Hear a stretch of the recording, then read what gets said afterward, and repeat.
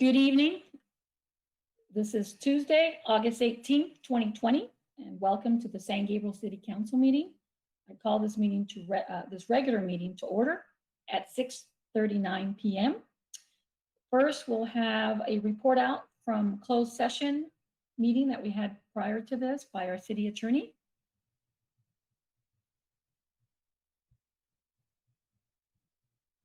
Sorry about that. Had to find the mute switch. The City Council met in closed session to discuss the item identified as potential litigation. I do have a action to report out of closed session on a motion by Mayor Menchaca, seconded by Vice Mayor Leal, and unanimously approved. The City Council directed that the city enter into a second tolling agreement with the BPK group and directed staff to execute and complete that agreement. Madam Mayor, that concludes the report. Okay, thank you. Pledge of Allegiance will be led by Vice Mayor Lau. Thank you, Madam Mayor. Please rise and face the American flag if you have one. I do have one in my office.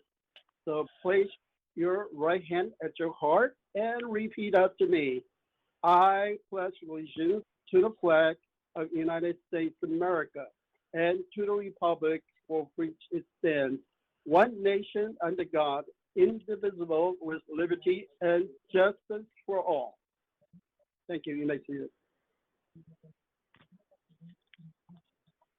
Clerk, roll call, please. Mayor Menchaca, Here. Vice Mayor Leal, Here. Councilmember Ding, Here. Councilmember Harrington, Here. Councilmember Pu. Here. Okay, we will start with some announcements from our Chief City Clerk. Tonight's meeting is live streamed on Cable Channel 3 and our online platforms. Please email all public comments to cityclerk@sgch.org no later than the time the item is considered by the council tonight. Comments will be read for up to 3 minutes each.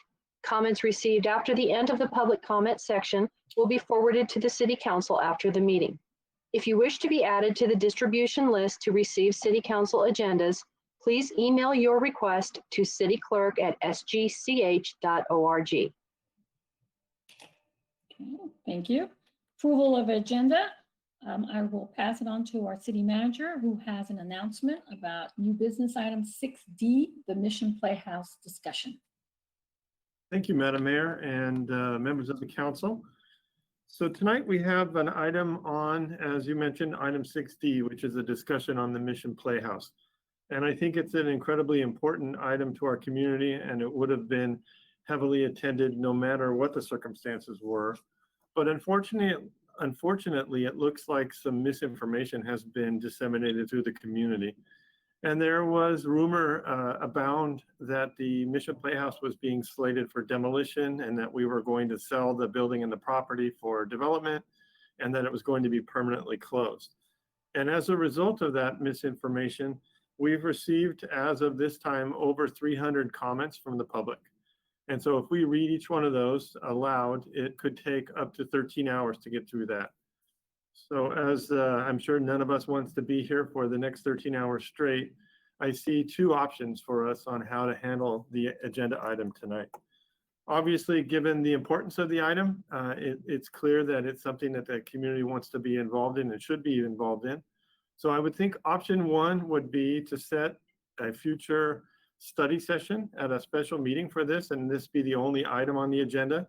I would propose next Tuesday, a week from today, because it is still a timely issue that we need to address. And if that works for the council, I would suggest 5:30 p.m. a week from today. We would take all of the comments that are received up to this point, and we would attach those to the staff report, and we would put them online so that all of the community, as well as the city council, would have the benefit to read all of those impassioned communications from our community. And then we would have some more information that we would put in our staff report that corrects some of that information that's been sent out. And we would start that, as I said, we would start that item at 5:30. We would read any new comments, and we would then have a discussion with the council, and we could take as long as it takes to discuss that item. That would be option number one.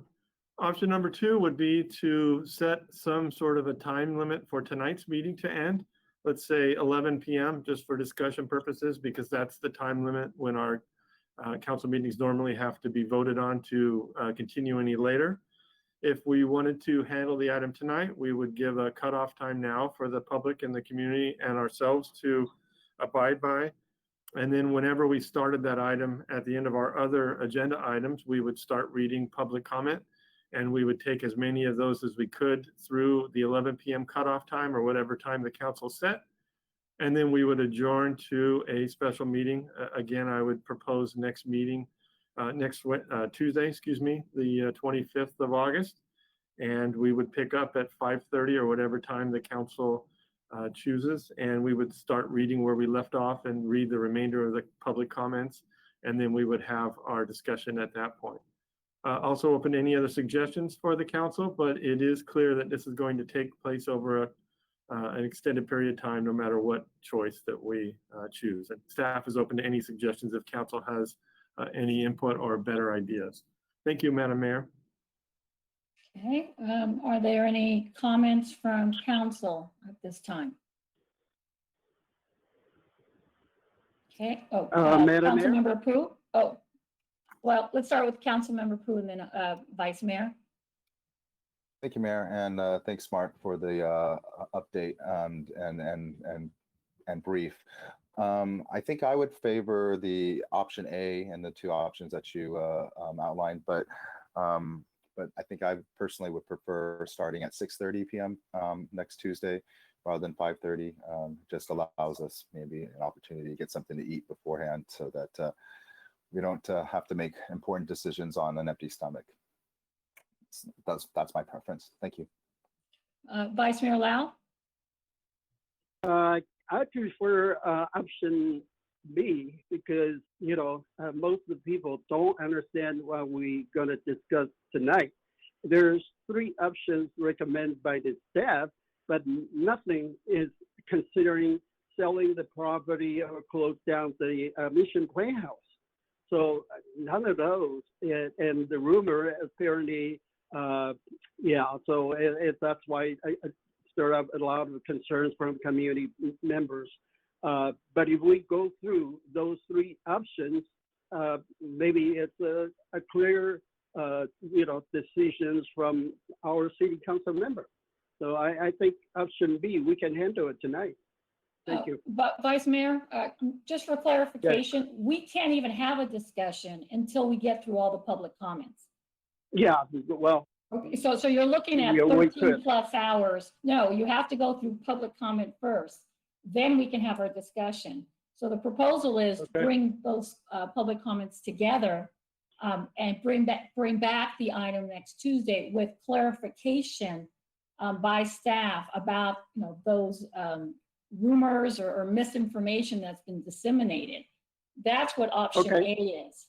All right, that would be a good idea. We can screen out those comments that mention that. Oh, yeah, you're going to sell the property. We can't screen. We can't. Yeah, we can't screen, but we can. What we've done is we've been trying to. Everyone who has commented, we've been trying to share the accurate information.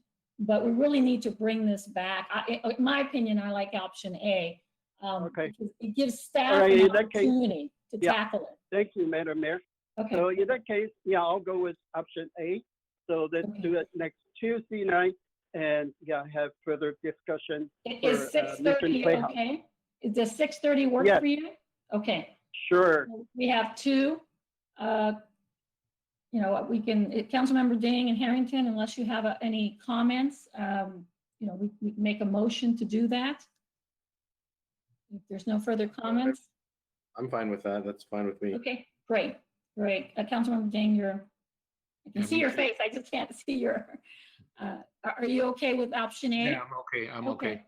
So we need to make a motion. Motion to amend the agenda A. order and to, what's the wording here? Table item 6D till next Tuesday, 6:30. Okay, so I have Vice Mayor Lau, who made the motion, and I'll second it. So let's take the vote. Councilmember Dean, Aye. Councilmember Harrington,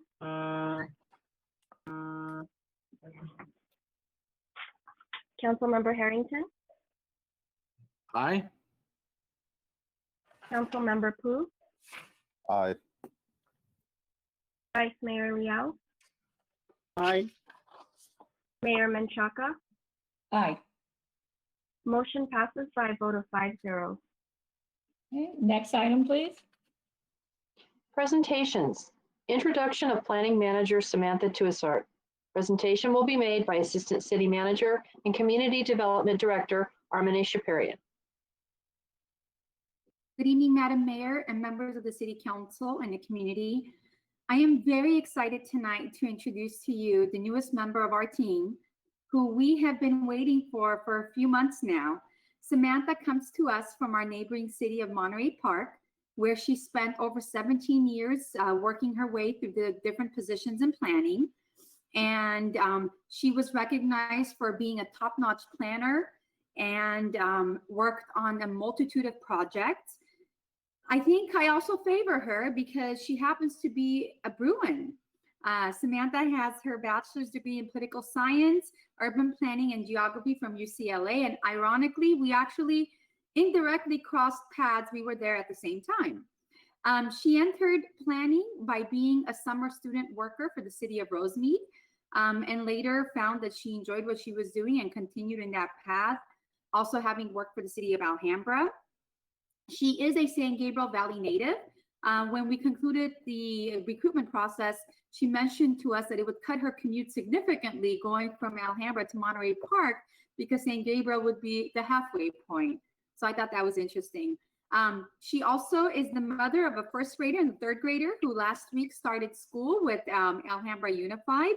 So she's going through the motions of distance learning like many of us. She does enjoy food and of course has found a great place in San Gabriel for that. She loves ramen. So one of her favorite spots is Yangdang Tofu House in San Gabriel, which she frequents regularly. I have to share with you, I asked Samantha why she enjoys planning and what drew her to planning, and I wanted to share with you her response. She wanted to change the stigma that government is an unapproachable place. She wanted to help the community to improve their properties and be a part of positive change for local government.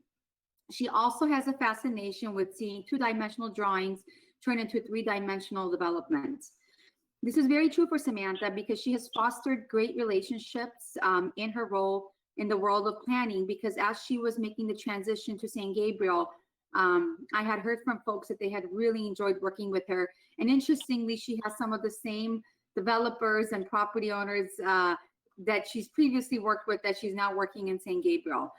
She's only been with us for a few weeks. It feels like much longer because she's hit the ground running. We are very, very excited to have her on board, and I'd like to give her an opportunity to say a few words. Welcome to our team, Samantha. Oh, thank you, Assistant City Manager. Honorable Mayor, Vice Mayor, and members of the City Council. Thank you for this opportunity to be a part of the City of San Gabriel team and community. As mentioned, I did spend the bulk of my career in the city of Monterey Park, but there are many similarities among the cities in the San Gabriel Valley, including a deep-rooted connection and appreciation for the history of its city. I feel very fortunate to be a part of preserving that history, as well as being able to evolve with the times, staying competitive with surrounding communities, and implementing sustainable and innovative practices. I'm excited to be a part of the San Gabriel family and look forward to getting to know the city and the community. So thank you. Well, welcome, Samantha. We have one thing in common. My hometown is Alhambra, so I crossed the border to San Gabriel. I didn't go far either, but I am a Trojan, but that's okay. We all live in harmony here. We have a little bit of everything. So we're a very diverse group, but welcome, Samantha. I look forward to working with you, and you know, it's unprecedented times, like they say. So it's I'm glad you're here. We need you. We're doing a lot for our businesses to help them during this time. So welcome. And, Thank you. with that- Yeah.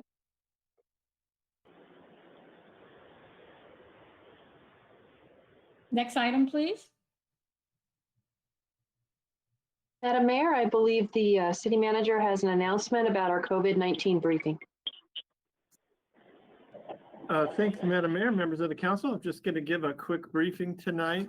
Both chiefs are available, as the rest of the executive team is, for any questions and comments that the council has. But in kind of a situation of good news, we don't really have anything to report since our last update 2 weeks ago. We have right around 500 cases in San Gabriel, which has not been climbing rapidly. We're still holding at the same 36 deaths that we've had for a bit. Our skilled nursing facility cases haven't been growing, which is good news.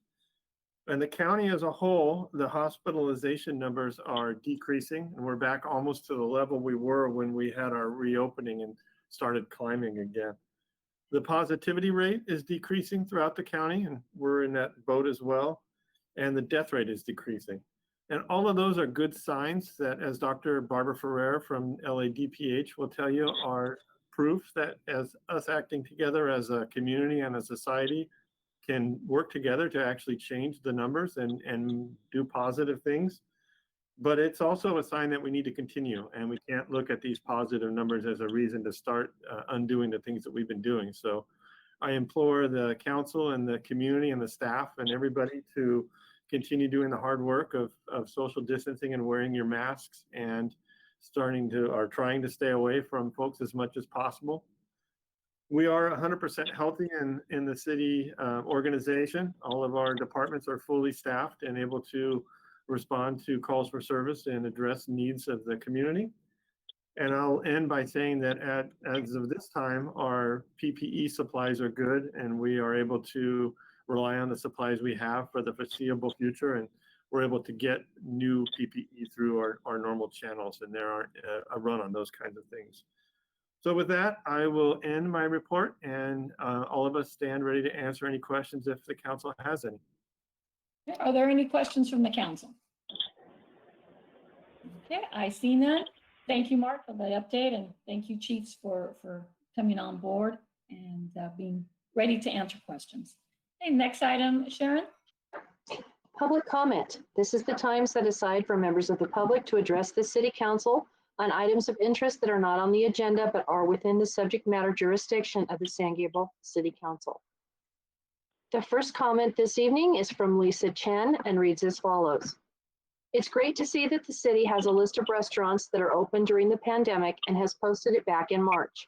Is it possible to do another feature or spotlight on social media, e.g. Facebook, Instagram, as a refresher so our local restaurants can get some exposure and support?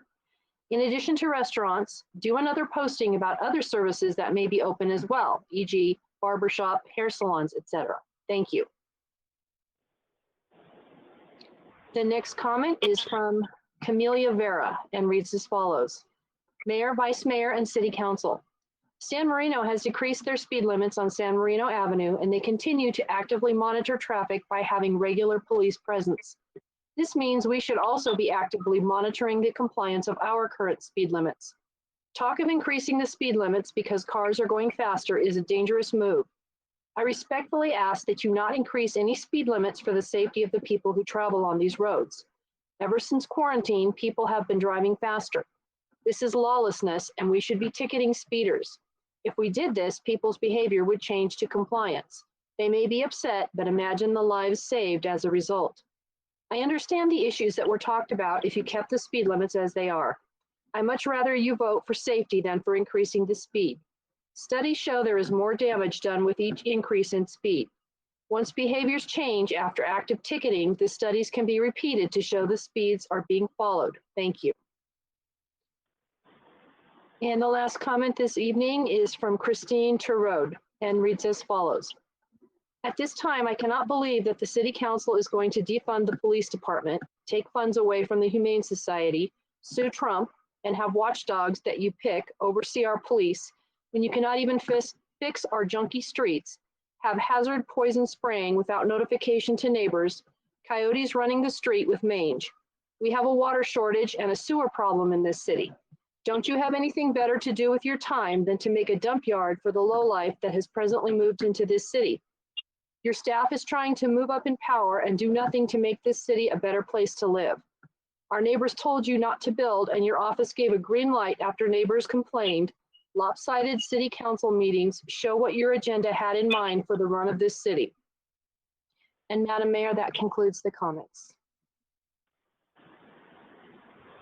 Thank you, Sharon. Next item, please. Consent calendar. All items listed under the consent calendar are considered routine, and recommendations will be approved in one motion unless a member of the city council or public requests separate discussion. Madam Mayor, we have not received requests from the public to pull any items. Okay, thank you. Would any council members like to pull an item for separate discussion? Yes, Madam Mayor. Okay, Councilmember Pu, which item? I'd just like to make a clarification to item 4D, the vehicle lease with Holman Capital Corporation. I just want to stipulate that any future payment schedules would still be subject to the approval of the city council. I believe the staff report says so, but the recommended action there simply says authorize the city manager to execute all related agreements. I just want to have it noted that any future payment schedules in which we're doing additional financing would still be subject to council approval. Okay. Is there any other council members who like to pull an item? Yeah, I see none. So can I have a motion to approve all items? Move to approve. With Madam Mayor, can I just clarification ask a to question? item 4D. I'm sorry, I can't. Madam Mayor, can I just clarify something, I'm sorry, please? I couldn't understand who was calling me. Yes, Ken. It's Ken Liu, yes. Is Councilman Pu's request, would that be if we decide to use a line of credit at some point down the road? Or are we talking about this estimated schedule we have before us tonight? Not the current schedule. I'll note that the total line of credit is for $2 million, but the current financing amount is only 636. So I'm talking about what might come down in the future.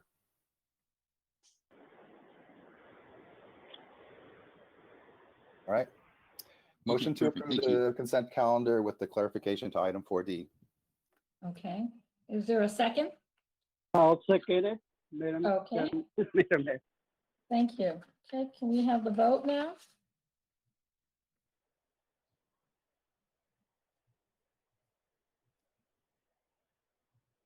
Assistant City Clerk, can we take the vote? Sorry, I had to unmute myself. Councilmember Dean, Aye. Councilmember Harrington, Aye. Councilmember Pu, Aye. Vice Mayor Liao, Aye. Mayor Menchaca. Aye. Motion passes by a vote of 5-0. Okay, next item. There's no public hearing this evening. The next item is new business item A, monthly budget update. Presentation will be made by Interim Finance Director Ken Louie.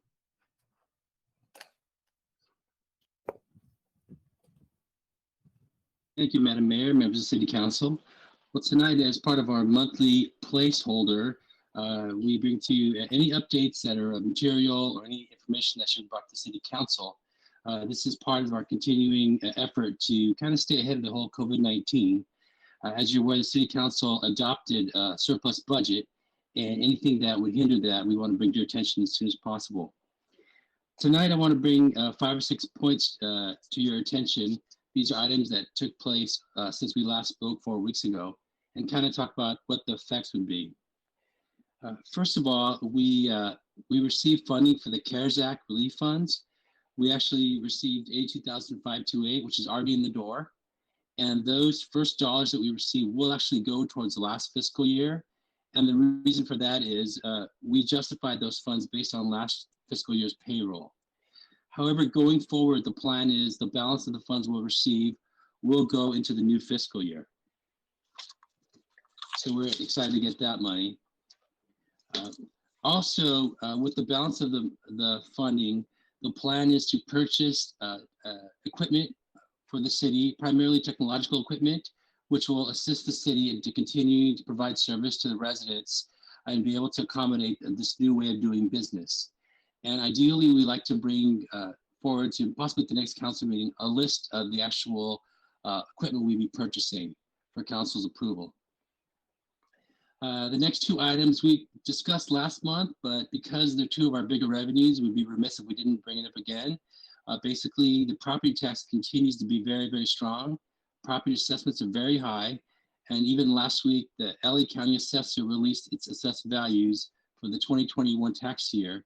And the assessor is reporting that the city of San Gabriel enjoyed a 4.2% increase in value.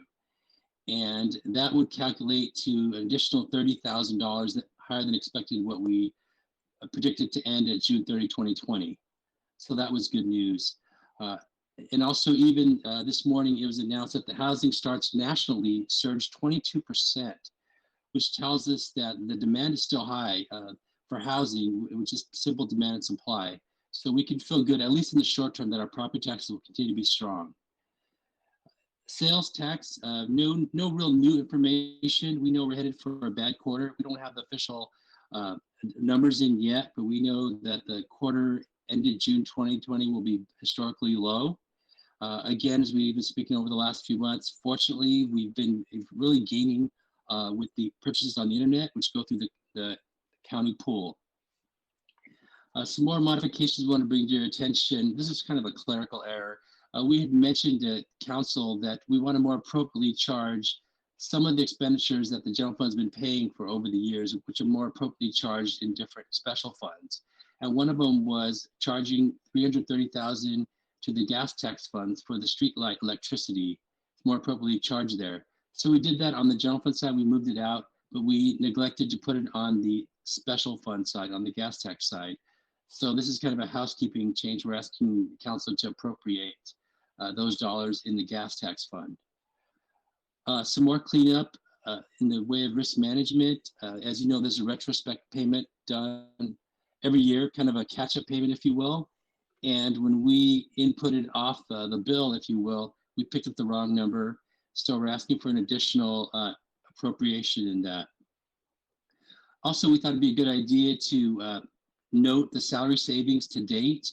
You will recall that during the budget, we said if we left different positions vacant, that possibly in the short term, we could save about $900,000 for the first half of the year. And to date, we've saved about $100,000. So we wanted you to update you on that. And finally, we're getting very close to closing out the 2019-2020 year.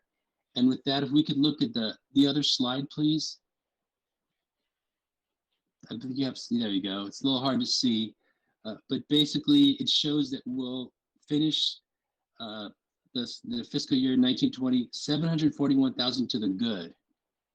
And if that holds, our fund balance deficit will reduce to a negative 1.1 million. We can go to the next slide now, a little bit easier to read.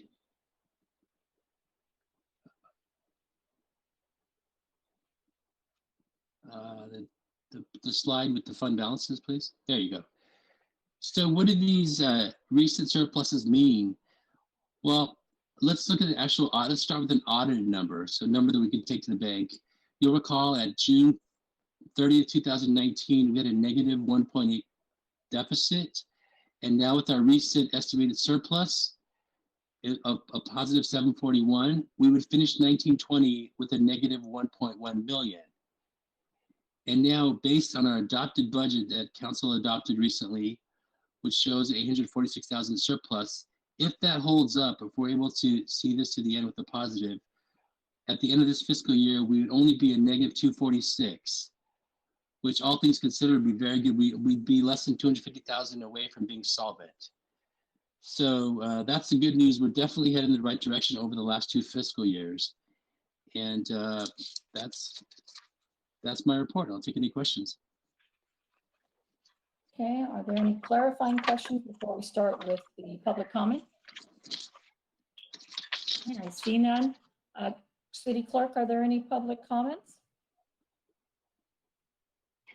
Madam Mayor, we do not have any for this item. Okay, so now we'll start with council deliberation and discussion. Is there any questions for Ken? Okay, I see none, so can we have a motion I do. for the oh, Sorry, I'm sorry, Madam Mayor. I couldn't see you. Go ahead.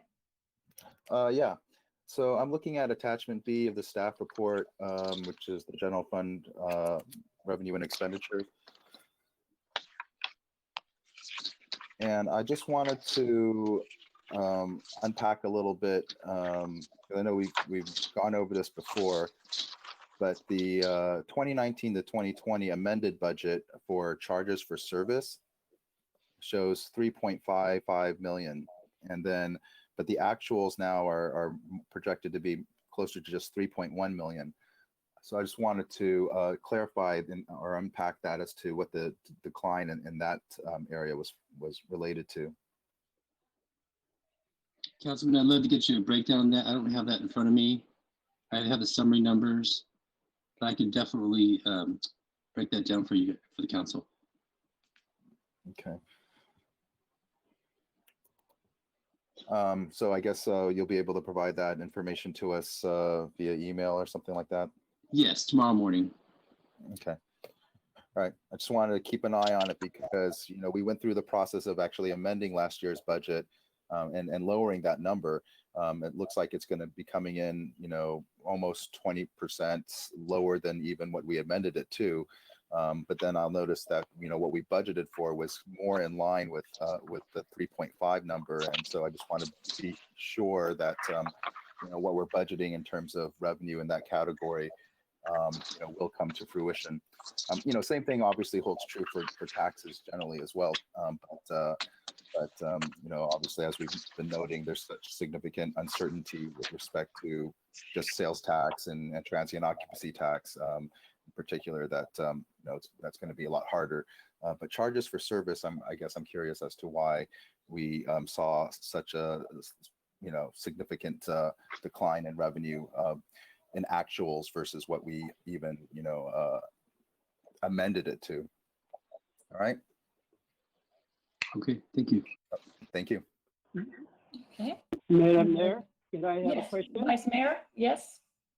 Thank you.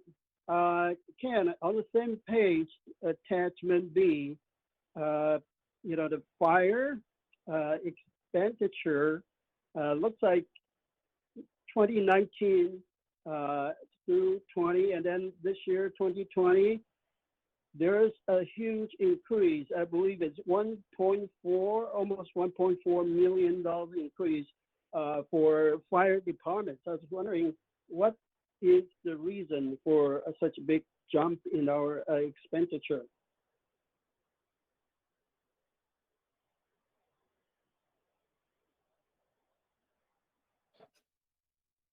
Yes, Councilman, I'm aware there has been some labor costs that we've incurred, we've not been reimbursed for, but I would have to ask maybe Chief Wallace if he can answer that.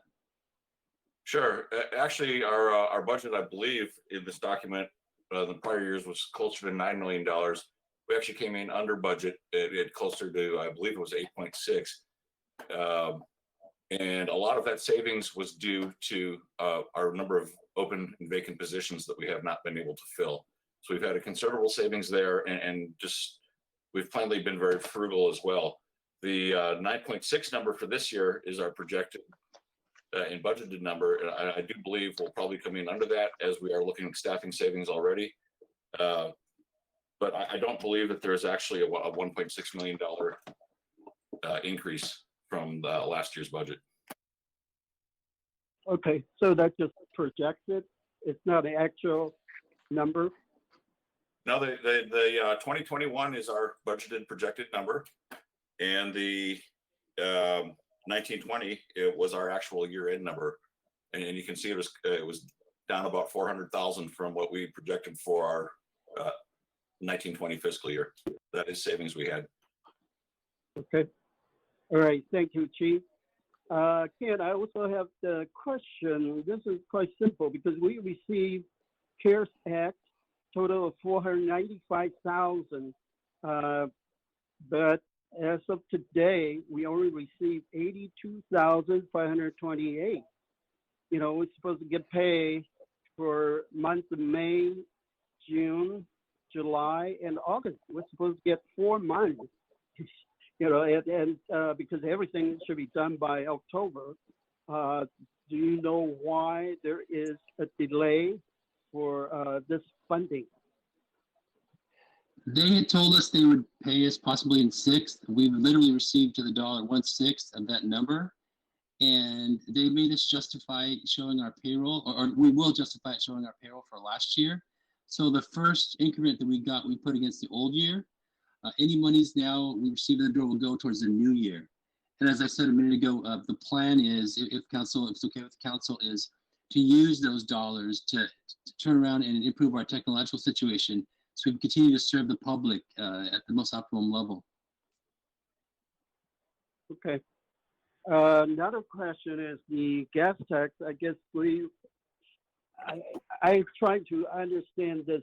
So we remove or we use 330,000 from gas tax to pay city's electricity bill, especially from city lights, street lights.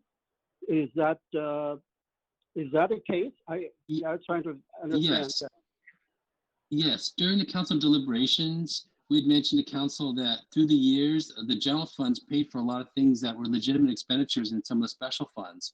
And as a rule, you always want to use your restricted funds before you use your flexible funds. So we had suggested moving 330,000 more appropriately to the gas tax fund to pay for the street light costs. And we did so. We took it out of the general fund, but clerically, we did not input it into the gas tax side. So now we're formally asking you guys to appropriate from fund balance out of the gas tax. It will not affect the general fund. It's already been taken care of on the general fund side. Yeah, I understand, you know, but is this just going to be just one time we're going to use the gas tax for electricity bills? Or is this going to be funded? Yes? No, we would highly recommend going forward. It's appropriate charge in the gas tax fund. So we would recommend you continue to going forward to pay for it accordingly. Well, unfortunately, you know, we're still struggling, trying to fix our streets. And so we're trying to increase the funding, and, you know, especially the gas tax is used for all the street repairs. And we're going to use that for other purposes. Then we're not going to have enough money to fix our streets. That's number one concern I have. Number two is, you know, since we passed this major SG, can we use that, you know, sales tax from major SG to pay the utility bills? Wouldn't that be more appropriate? Vice Mayor Liao, it's Mark Lazaretto. You're exactly right with your comments and your concerns. Every dollar of gas tax money that we use for other purposes doesn't go to paving our streets.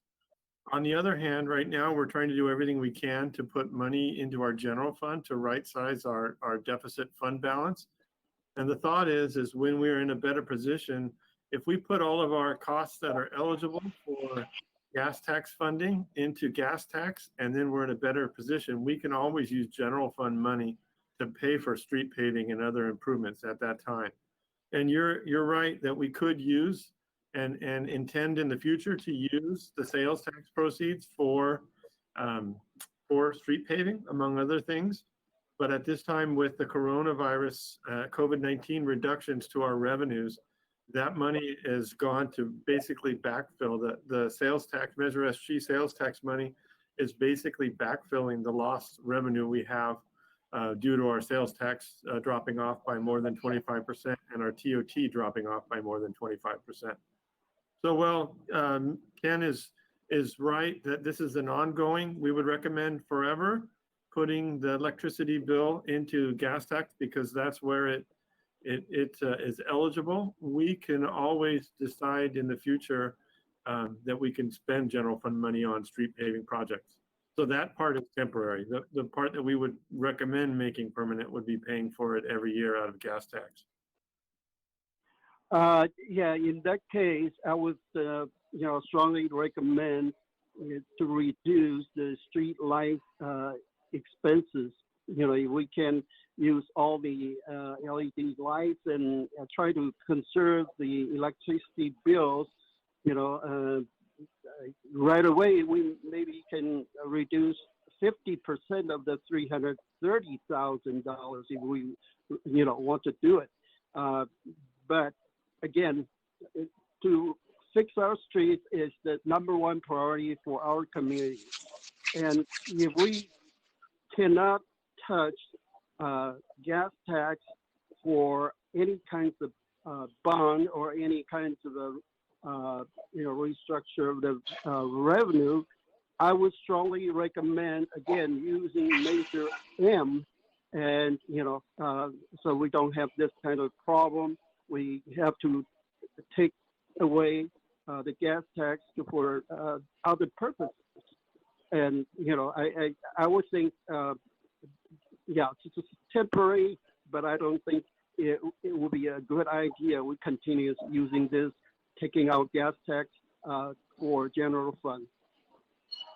Thank you. So the final thing I'll say on that, which you make a valid point, we don't have a choice this year, because if we don't put that into gas tax, we'll have to reduce our general fund by $330,000.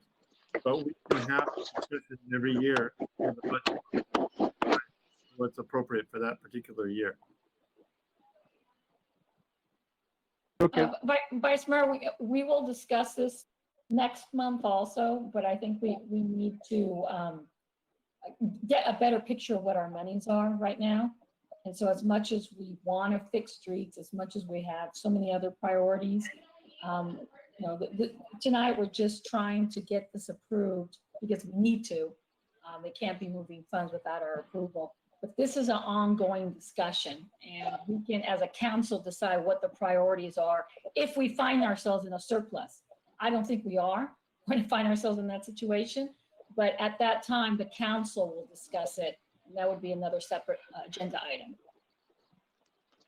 Okay. Well, I just want to kind of warn you because, remember 2014, we tried to borrow money from iBank and try to use gas tax to borrow money to fix the Delmar Avenue. It took them almost a year and telling us, hey, no, we cannot use gas tax to borrow money. So, I just want to say, hey, there's some restrictions for using gas tax. So anyway, Measure M is okay. And Measure R is the same thing. That's why we end up borrowing $3.8 million from iBank using Measure R, not using any gas tax at all. So that's just one comment. Okay, thank you very much. Okay, thank you, Vice Mayor. Any other comments? Yes, Mayor. Sorry. Yes. Councilmember Fu. So, in the staff report, it talks about at least two budget modifications with the gas tax and then the retrospective payment with respect to the risk management fund. However, the recommended actions does not include an additional item for that retrospective payment. So I just want to be clear here. Do we need to take action with respect to that retrospective payment? It's an additional $137,000. That's a great catch, Councilman Pu. It wasn't enumerated in the the verbiage of the recommendation, but the recommendation is to adopt resolution 20-42, and the resolution in that resolution does have that line item. Yeah, I see it. I see it there. Okay, so but then I guess the recommended action on the staff report simply just doesn't include the second part of the budget adjustment. With that, I'll move to approve resolution number 20-42.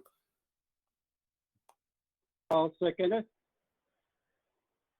Okay. City Clerk, may I have the vote?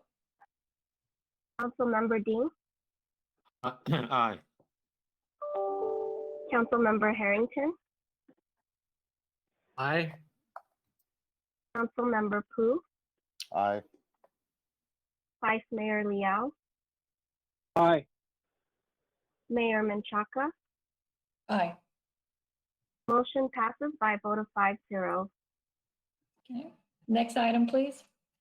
Consideration by the City Council to adopt Resolution Number 20-41, condemning an attempt by the Trump administration to exclude undocumented persons from the 2020 census count apportionment base. Presentation will be made by City Attorney Keith Lemieux. So this, good evening, Madam Mayor and members of the City Council. So as you'll recall, at the last City Council meeting, there was a request made to join as a representative plaintiff in a lawsuit to be filed by a public interest group on the topic of President Trump's recent memorandum describing actions that he planned to take in connection with counting the census. After a very robust discussion, it was suggested that staff return instead with a memorandum that summarized essentially the staff report that we had prepared. And that's what you currently have before you. We can take any questions if you've got them, or, at this point, from my perspective, this is primarily a policy issue for the City Council to address. Okay. Are there any clarifying questions before we get to public comment? Okay, City Clerk, or I'll announce it, I'm sorry. The time for public comment on this item is now closed. Chief City Clerk, please read any comments received. Thank you, Madam Mayor. The first comment this evening is from Norma and reads as follows. I disagree to condemn Trump administrations regarding their attempt to exclude illegal aliens in the census. Funds should not serve its citizens first, not citizens of other countries. People of goodwill can aid others in need, but when the government does it, it brings hordes of people expecting handouts and difficulties to sift who are coming to be productive members of society. We should know who is coming to the country to secure safety for all. I do not think the HERE Commission is necessary. Is this some fishing expedition to find ways to divert funds away from the police department because of current politics? Been here all my life, never heard or seen issues of the SG Police Department. More than ever in this violent political climate, the police department should always be fully funded to secure safety for all. And also, she has added general comments, which say the state of businesses north of the 10 freeway on San Gabriel Boulevard to Las Tunas are dismal looking and vacant. Who owns these buildings? Why are properties sold to owners who do nothing to enhance our city? For so many years, San Gabriel has been without any major chain stores. I have to go to other cities to shop at Target, Walmart, etc. San Gabriel can be a place to visit if it had a theme-like look of a Spanish mission with its arches, plaza, and a fountain. It can also be a mix of different eateries, not just catering to one palate. 40% or so of SG residents are non-Asian, so why not? A possible gateway to the Mission San Gabriel can be put in at the intersection of San Gabriel Boulevard and Mission Road, since there is a lot of traffic that passes through there, just blocks away from the hidden Mission District. The next comment is from Mary Fisher and reads as follows. I do not understand the rationale behind devoting council and staff time to this effort. There is already a lawsuit filed by the state, which is the correct entity to undertake this. Continuing to pursue this issue by this council does not serve any practical purpose other than getting council members' names in the news. Your mission as council members is to serve the citizens of this city. As a member of the voting public, I disagree with pursuing this any further. Please use your time and our resources to address the real needs of the city, such as infrastructure and how to support the citizens during this challenging financial time due to the pandemic. The next comment is from Linda Parmenter and reads as follows. I strongly recommend against passage of this resolution. I believe misinformation is being given as all people will be counted in the census. Federal grants, etc., will be based on the total numbers, not excluding any people groups. Rightly, congressional apportionment should be based on citizens who can legally vote for these representatives. I agree that states could encourage many to come illegally to increase the numbers to have more congressional representation and power. I want my voice as an American citizen be heard and not watered down. These representatives should not be obligated to those here illegally for their positions above the voting citizens. The next comment is from Sean McMorris, San Gabriel resident, and read as follows. I support the resolution condemning an attempt by the Trump administration to exclude undocumented persons from the 2020 census count apportionment base. This resolution shows support for our city's immigrant community, and it takes a stand on the clearly illegal behavior of our current U.S. president, who has degraded and marginalized those unlike him, and is intentionally attempting to deprive persons for personal and political gain. Thank you, San Gabriel City Council, for clarifying that San Gabriel does not tolerate the illegal undercounting of its residents based on immigrant status, nor does the city condone hateful sentiments based on politics and race. The next comment is from Chastity Jennings Nunez and reads as follows. To the City Council, thank you, Mayor Menchaca and Councilman Pu, for committing to the charge given to you after the unanimous passage of Resolution 20-31 on June 16th. Although you were only given 60 days to return with recommendations on how to adopt the reforms called for in the resolution, you met with a diverse group of the city's stakeholders and received valuable input and broad support for a commission on equity and access. A commission of this type is not a novel idea, and many cities are developing dedicated advisory boards and commissions. LA's Human Relations Commission, Culver City's Equity and Human Relations Commission, and Glendale's Commission on the Status of Women are a few local ones. I would encourage this commission to be about inclusion and making sure that our city's programs, outreach, policies, etc., reflect the demographics of the community. Prioritizing diversity in administration, staffing, hiring, and governance, and overcoming institutional bias, as well as creating a culture of transparency and accessibility, should also be goals. Everyone should support strategies that will provide a voice and better access for all of the residents of our city. The next comment is from Jean Rea, San Gabriel resident and business owner. Mayor Menchaca and council members, tonight you have an opportunity to lead our diverse community in condemning the president's brazen effect to manipulate the 2020 census for his own political messaging. The language of the Constitution is clear that each person shall be counted.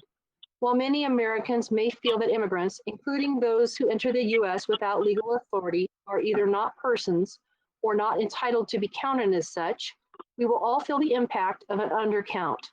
It is hypocrisy to demand that these same immigrants show up to work picking and packing our food, cleaning our healthcare facilities, and caring for our loved ones, and then turn our backs and say that they are not worthy of being counted. Two of you are lawyers and have a higher duty to your constituents when you know that our right to fair representation under the Constitution is threatened. Please vote to affirm this resolution. And the next comment is from Isela Bowles and reads as follows. Immigration is a complex issue that cannot and shall not be lumped as if the word holds all in one. This resolution states that because of the city's large immigrant population, the federal executive order will erase and deprive residents of fair political representation and adequate federal funding. This resolution is offensive and reckless as it assumes that because your last name or race is from a different country, that you must be an immigrant and will be excluded from the 2020 census count. The resolution sends a stigma that discriminates and racially profiles individuals. Our city has many immigrants that are legal in this country that would not fall in the category of this resolution. It is offensive that we get lumped with this biased idea and that the only data that was used to make such claims is based on race. This council also forgets that many residents who are documented, undocumented, or natural-born citizens do not want to participate in the census. And Madam Mayor, that concludes the comments. Okay, thank you. Let's see, we have now we'll begin with council deliberation and discussion. Just for the record, we did receive a red line from Councilmember Harrington about 20 minutes before the meeting. So I'm hoping the other council members have received it. I pulled it up.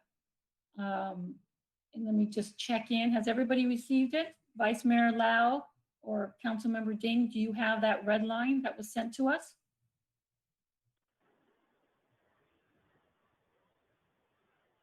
Vice Mayor Madam Lau? Mayor, Madam Mayor? Yes. This is Vice Mayor Liao. Not in front of me, but that's okay. We Okay, can go no, over that's whatever fine. you We'll want to walk say. through it. Yeah, it's Yeah. pretty extensive. Okay. Councilmember Ding, Thank do you have it in front of you? Yeah, I checked the email. Okay. I Okay, great. opened it. Yeah. So why don't we just start with Councilmember Harrington, if you'd like to walk us through and walk the public through your comments here. Certainly. Thank you, Mayor. I appreciate the opportunity to go through this, and I appreciate the public's comments on this. It is a complex issue, but like I've said many times in the past, our words matter, and especially in a resolution because they're in writing and they're a statement of the council. And so I did redline this as a courtesy. Just as I go through it, I'll just kind of explain. The resolution had a lot of very broad concepts and not a whole lot of detail. So when we're talking about federal law, there's a lot of detail. It would take somebody about 3,000 years to read the entire federal register. So let me tell you, there's a lot of law there, and they're very particular and they use particular words, which is the reason we need to do the same. So the first change that I actually request is on line 3. It says the Trump administration's attempt. This is not an attempt, it's an order. It's a memorandum and an executive order. It's not an attempt any more than this is an attempt at a resolution. This is the city's resolution. That was an order. Whether lawful or not, that's going to be decided by the Supreme Court, but it's no attempt. It's an order to exclude. So the first word is change attempt to order. And then it continues to exclude undocumented persons. So I would request we change the word persons, because persons is very broad. It's the constitutional word used, but I'll get to later why the constitutional word used is actually not accurate because of the United States Code. So the word used in the United States Code in the memoranda order as well as the executive order was undocumented or unlawful aliens. It had nothing to do with persons. It said to exclude undocumented, and I'll continue, aliens who are not in a lawful immigration status under the Immigration and Nationality Act. And so as an example, someone that entered the country without legal authority, or someone that overstays a visa, or there's about 40 other ways that you can come into the country and not be present lawfully. So rather than just use the simplified word of persons, we should use the term that's used in the law, the memorandum, and the executive order that we are condemning. So in other words, we should be accurate and we should use the same legal terms. We shouldn't make up our own terms that don't exist in the law. So that's just in the title, so you can see where this is going. The first line where it says, whereas the US Constitution mandates a decennial count. So it's not only the Constitution. Like I said, the United States Code has voluminous codes on the census and the count. So I'd like to add, instead of the United States Constitution mandates, I'd say the United States Constitution and add, and the United States Code outline the procedure required for a decennial count. Because it's not just a count. They don't simply count people. If you see the form, it's not how many people are in your house, 7, move to the next one. How many people in your house, 3. That's not how it works. So there's actual a determination, and that's the word used under the code. So if we're going to have a resolution responding to and basically saying this is a bad thing, then we should be using the proper terms. So I would propose we say it's the code and the Constitution outline the process and determination. And so then on the fourth line, it actually says that the count is used And it says, which I didn't quite understand, it says the count is used as an extension for political representation, when actuality, the count is used directly for political representation because that's how we determine the number of representatives. It's not really an extension.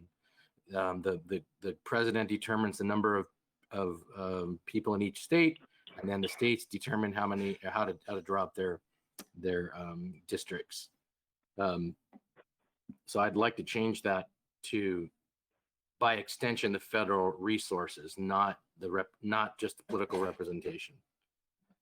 And that's under the first whereas. So under the second whereas on the third line, so it says for the purpose of using, so I'll read the whole sentence, which is quite long. I'll actually read half the sentence. To provide data regarding citizenship and immigration status, and then I want to delete for the purpose of using to change it to use this data, and then use the term of the, and once again, I want to delete the next word, which is 2 words, undocumented persons, to use the correct legal terminology, which is to exclude aliens who are not in lawful immigration status under the Immigration and Nationality Act as amended by 8 United States Code 1101 et sec, to the maximum extent feasible and consistent with the discretion delegated to the executive branch. And then I used the term unlawful aliens.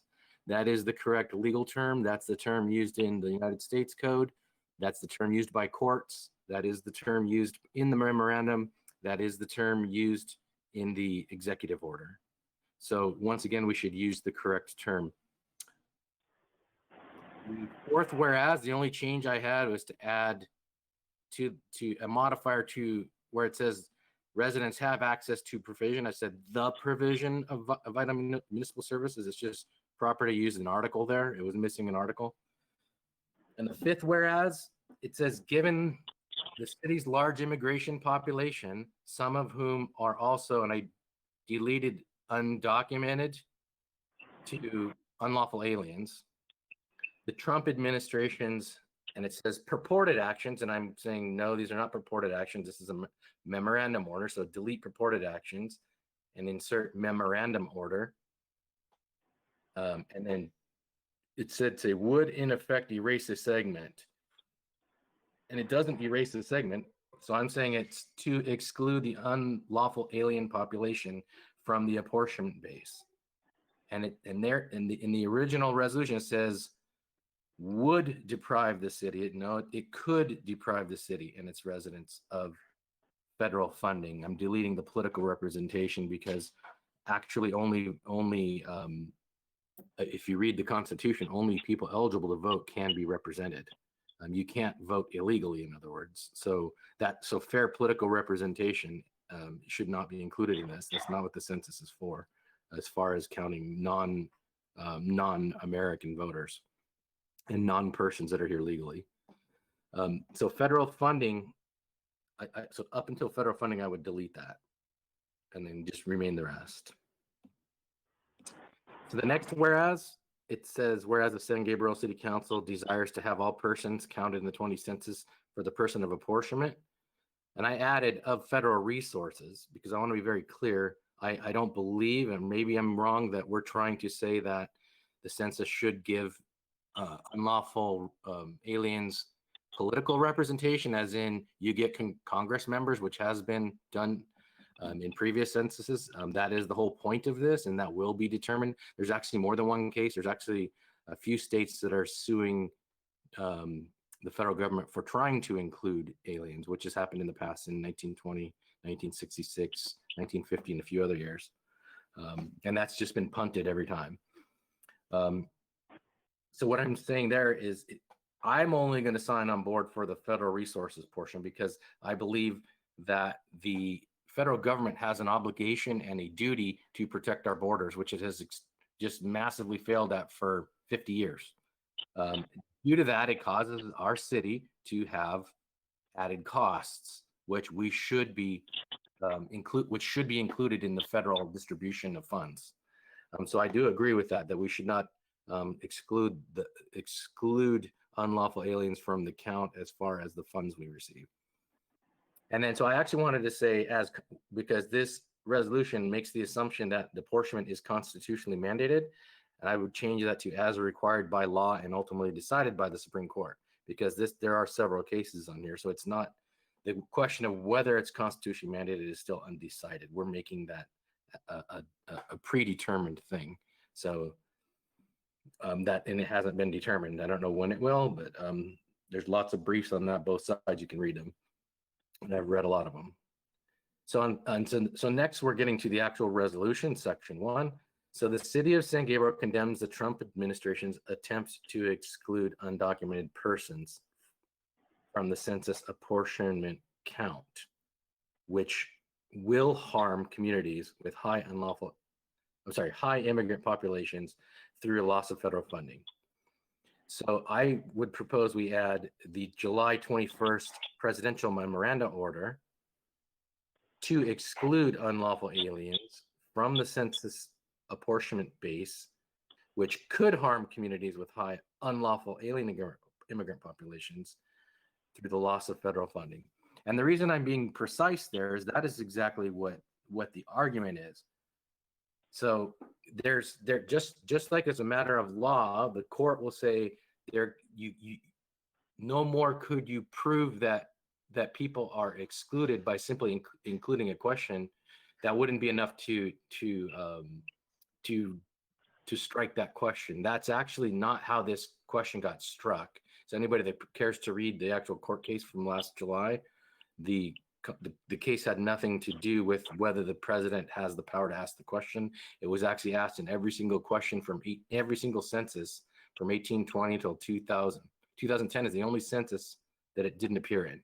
So that question is not a new question, and I'll get to that later. So then on section 2, once again, I would change that the census, on the second line, the census unlawful alien exclusion policy is unconstitutional, and then period. The president lacks the authority to exclude unlawful aliens from the apportionment base. Then in section 3, once again, I want to change the word count, the imperative to, instead of count, we should include all persons in the apportionment base for the purpose of federal resources, regardless of citizenship, to ensure a complete and fair, accurate distribution of federal funds. Because I want to be very clear, the order is not to exclude anybody from the count. It's actually to use the presidential authority to determine who should count towards apportionment and who should not count towards apportionment. The actual process, and you can go to the Federal Register, it counts everybody. However, it uses the census to determine who should be accounted for apportionment purposes, and that's where the lawsuits lie, whether the president has that authority or not. It is not whether, because the order doesn't say exclude anybody from the count. If you actually read it, that's what the media says. It doesn't exclude anybody. After everybody is counted, then they use other data sources to determine the people at different addresses, whether they're here legally. And I'll give you a good example. If someone is here with a removal order and they know the address of the person with the removal order, and that person's name and address appear on the census, the intent of the order would be to not count that person towards Congress so that they don't get a vote in Congress when they already have a valid removal order. So that's what I'm talking about. When we say people are here unlawfully, they're getting congressional representation currently, and that is the debate. So if we're going to thrust ourselves into national politics through this resolution, we should at least make an attempt to be accurate and represent to our constituents what we truly believe. So the point here is, do we believe that, we as a city believe that people here unlawfully against, with no legal authority to be in the United States should be counted towards representation in Congress? That I think that's really what we should be asking ourselves. I don't believe they should. Now, the second part of that is, should they be counted towards being included for distribution of federal funds? Yes, I agree with that. And if we amend the resolution to say that, I could sign on for that. And I have a bunch of sources cited as far as codes. I have a whole bunch of cases, and so the reason I say that is, once again, I don't think we should gloss over something and make up our own terms and say that an executive order and a memorandum say something that they actually don't, and then simplify it down to the Constitution mandates something, when actually it's a very complex area of law. Otherwise, we wouldn't have immigration lawyers and we wouldn't have all this. It's not just as simple as the Constitution mandates. So I'll let my fellow council members give comment. I'll reserve I have some other comments I'd like to make that are outside of the ordinance itself. As far as historical context, I'll just reserve my time to rebut some of the comments that I'm sure I'll be hearing right now. So thank you. Okay. Who would like to continue on with this conversation or comment?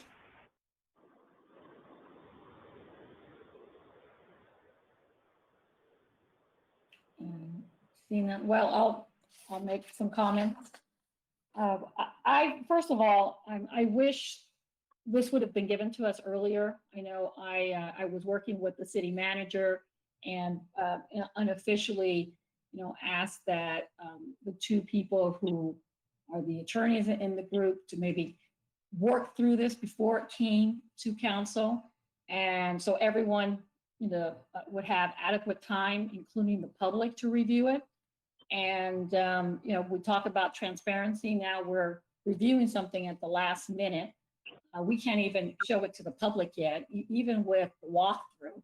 But I can tell you right now, for me, I do not believe in the word illegal aliens.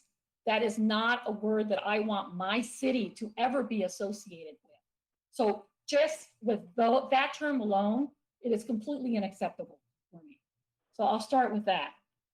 Second, this resolution was it's already kind of watered down from the initial attempt, and to try to skew it and, keep citing the code and so on and so on. This has been reviewed by our city attorney. That's why we have a city attorney. And it's been reviewed, it's been fleshed out. The public has seen it. We've given council enough time to redo it all over again. It just doesn't make sense to me. I feel like it's just a ploy to kind of, try to not partake in this. And that's okay if that's what Councilmember Harrington wants. But for myself, I'm comfortable with the way it's been presented, and I don't want any change, specifically the change of wording to say illegal alien instead of saying persons. They are persons. And I don't want to debate because we're never going to agree. And so let's try to be civil. And my comments are to leave it as is, and that's it. So Can I clarify that any other word unlawful alien, which is the actual legal term? I didn't ever say legal. I don't care if it's the legal term. Whatever we have here has been approved by our city attorney. So we're not doing anything unlawful. So you can use whatever words you want, but I am comfortable with what we have right now. So are there any other comments from council members? Vice Mayor Lau, I know that you're at a disadvantage because did you get have you seen it at all on the computer? I know it came in at the last minute, or were you able to follow it? That's fine, but thank you, Madam Mayor. Last Friday, I actually joined the U.S. Census workers. We collect more than 100 people came to St. Gabriel Superstore to register. So all these people, we ask, it's just name, address, and birthday, and race, and that's it. There's no question about the citizenship or immigration status. So yeah, this is done by U.S. Census Bureau, and as a matter of fact, because they think this is working so well, because starting last Monday, they have to walk to our residents and knock on door, but apparently a lot of people worry about the COVID-19 and they don't want to open door for strangers.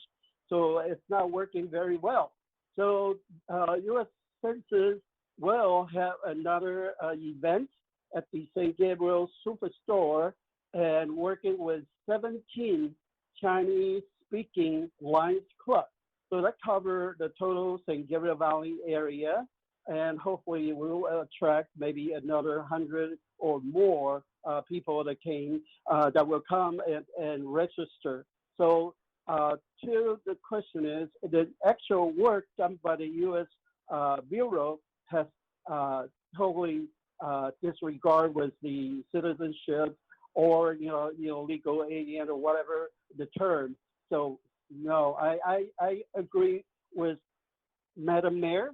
I think this is good that we just make a simple, undocumented person or people, and yeah. So I think this is a good resolution, and we're just want to clarify that U.S. Constitution mandates that every whole number person should be counted. So that's the point that we're trying to say. So yeah, other than the arguments from Councilmember Harrington, I think it's beyond our discussion. The point is we try to include everyone. So, and it's very important, every person counted is $2,000 per year.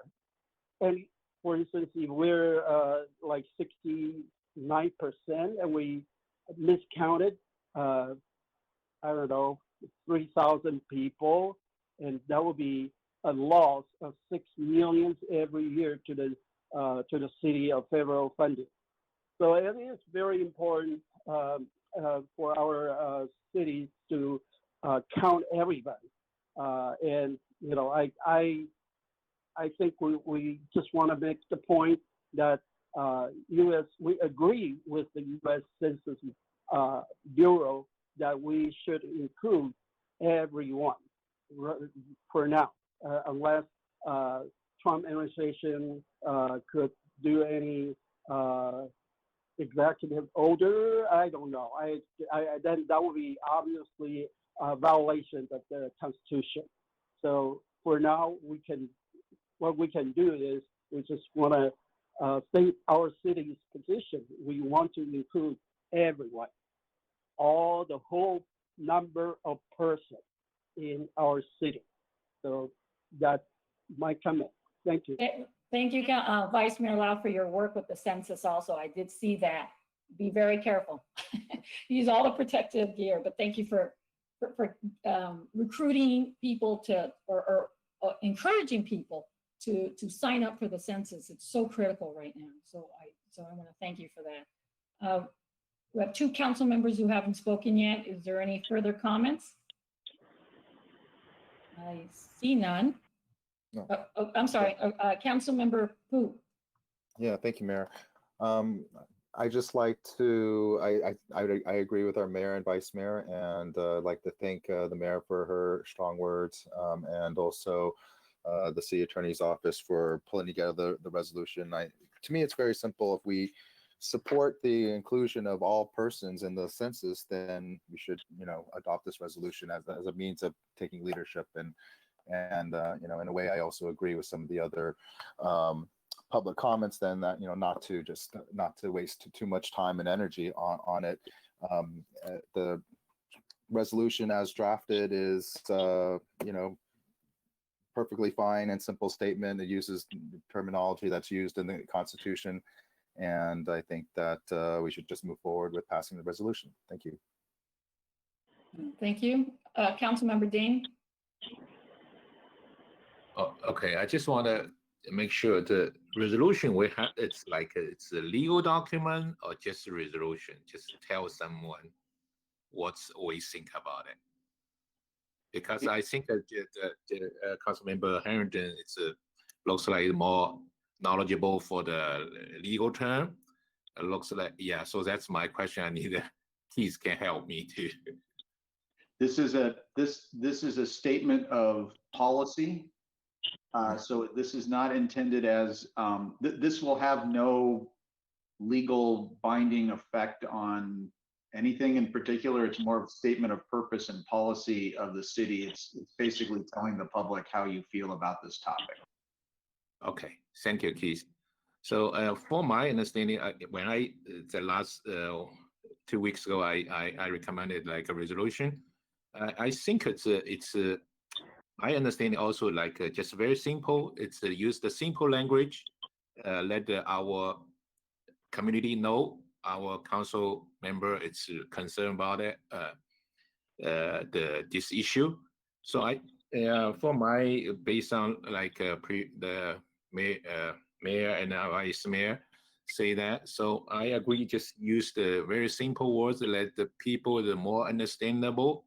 I thanks the city attorney and the staff for the help to write this resolution.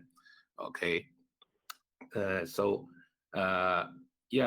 don't have any too many because this just voice coming out, let people know it. So we should counter everybody. Yeah, that's my comment. Yeah. Thank you, Mayor. Okay, thank you. Are there any more comments, Councilmember Harrington? I think you said you wanted to say something else. Yeah, I have a couple of comments. First of all, I think doing business in public is transparent. I would take umbrage to the fact that you're saying that this is not transparent. It's actually the most transparent you can be, which is doing it in public because there's no urgency. This is an ordinance. Now it gives us time to look at things, think about things. The public gets to see comment at the same time as council. It's not a ploy. It's actually how you're transparent. You don't do things behind scenes. You do things fully in the view of public. And I just want to say that when we say that we count every person, no, we do not. In fact, there's been there's 29 categories of unlawful aliens we don't count. And they're very, very particular on who's counted and who's not. And in fact, there's American citizens that don't get counted. Maybe people don't know that. Maybe we should let people know that. I really think to oversimplify it and just say count everyone. Once again, we're just being simple. That's fine. I know. I mean, I fully expect it. I don't expect anything other than that. But we have to remember that this is not a new issue. This was actually part of the Constitutional Convention. And I would just like to read something that was in House debate in 1790. It says the intent of the census, and I would say this very clearly. It was intended by the convention who framed the Constitution that Congress should have the power of naturalization in order to prevent particular states receiving citizens and forcing them upon others who would not have received them in any other manner. And that was actually part of what the Congress originally said. That is the reason states don't get to decide who the residents are. It's actually the federal government, because they just thought some states would just overpack their states for representation purposes. And actually, there's a Supreme Court case of 1905. It's United States versus Jutoy. And it says, although physically any illegal entrant, which was the word back in 1905, physically within our boundaries, they are to be regarded as if they were stopped at the border of the jurisdiction and were barred from entry. The illegal entrants were deemed to be physically outside the borders because it was intuitive to everyone in the legal system that a foreign national cannot unilaterally assert their right to enter, thereby forcing upon us electoral changes affecting reapportionment. This is not a new issue. This goes all the way back to the Constitution. There's actually been cases that said this is legally and constitutionally valid. I just want to make sure we're not glossing over that. And the public, that's why I believe we should do this in public and not behind the scenes and not as a consent item. I believe this should be lively debated, and I believe I'm being very respectful. But my point is, we use the words of the law. We can make up our own words, I mean, that we want to, but I would just caution us when we go down that path. Why would we ever use any legal terms? There's no reason to then at that point. I can just tell you, if we're trying to reapportion our Congress based on giving, let's say someone that has a lawful order to be outside the United States, to be removed, a lawful removal order. If this council believes they deserve congressional representation, the public has a right to know that. And by leaving this resolution as, and I would say inartfully and poorly, whether the city attorney approves or not, it's his, I mean, he's just said it's a resolution. It's his prerogative to draft things inartfully and broadly at the will of the council. That's fine. But I want the public to know that's what we are doing. And the Constitution isn't as simple as saying persons. That's a very broad and very actually, and it becomes, because it's so broad, it becomes highly defined by the United States Code. And Congress, under Article 1, Section 2, has the right to determine naturalization. And they actually gave the count process and procedure to the Secretary of Commerce. They could easily tomorrow write a law that says everyone, whether a citizen or not, gets counted. They determined to let that happen administratively in the executive branch. So they gave their power to the executive branch, and now there's a bunch of states suing them and other parties. Congress could fix that tomorrow. They just decided not to. Thank you. Okay, thank you, Councilman. Okay, so I'm going to move to approve the recommended action, and I'll read it. Staff recommends that the City Council approve resolution number 20-41, responding to the Trump administration's attempt to exclude undocumented persons from the 2020 census count apportionment base. Do I have a second? I second. City Clerk, vote please. Councilmember Dean, Aye. Councilmember Harrington, No. Councilmember Pu, Aye. Vice Mayor Liao, Aye. Mayor Menchaca. Aye. Motion passes by a vote of 4-1. Right, thank you. Next item. Status report from the Community Equality and Engagement Ad Hoc Subcommittee and recommendation to create a commission on human equity, access, and relations, the HERE Commission. Presentation will be made by City Manager Lazaretto. Thank you, Madam Mayor, members of the council. So tonight, as our city clerk mentioned, we're bringing forward a status report from the ad hoc subcommittee. Next slide, please. So just by way of background to talk about how we got to this point, in the wake of the horrific killing of George Floyd, our city council adopted a resolution on June the 9th, 2020, resolution number 20-31. And the important points of that resolution, among the more important points, the one was the condemnation of the killing of Mr. Floyd. But one of the active things that that resolution committed to was an ongoing process of self-reflection, examination, active listening, and engagement by our city with the community to review our current policies and practices. So when it came time for the city council to figure out how to begin that process, a motion was made and the council formally approved an ad hoc subcommittee on June the 16th, 2020. At that time, Mayor Menchaca and Councilman Pu were appointed to that subcommittee. And they were given a time frame of approximately 60 days to do their work and then report back to the full city council with a recommendation of how to proceed. Next slide, please. So the first thing that the subcommittee did was to hold several meetings with different stakeholder groups throughout the community. And I've got a list here in the presentation of all of those groups. And there were multiple meetings with a few of these groups. The group was diverse in addition to meeting with groups that were part of the San Gabriel organization, such as our executive team and representatives from the police department. We met with community advocates. We met with business owners from a wide cross-section of businesses in San Gabriel, businesses large and small, restaurants, hotels, just about every type of business that represents our community. And finally, we held meetings with our interfaith leaders. We had a large group of representatives from the interfaith group that were scheduled to meet but had scheduling conflicts. So we ended up meeting with 3.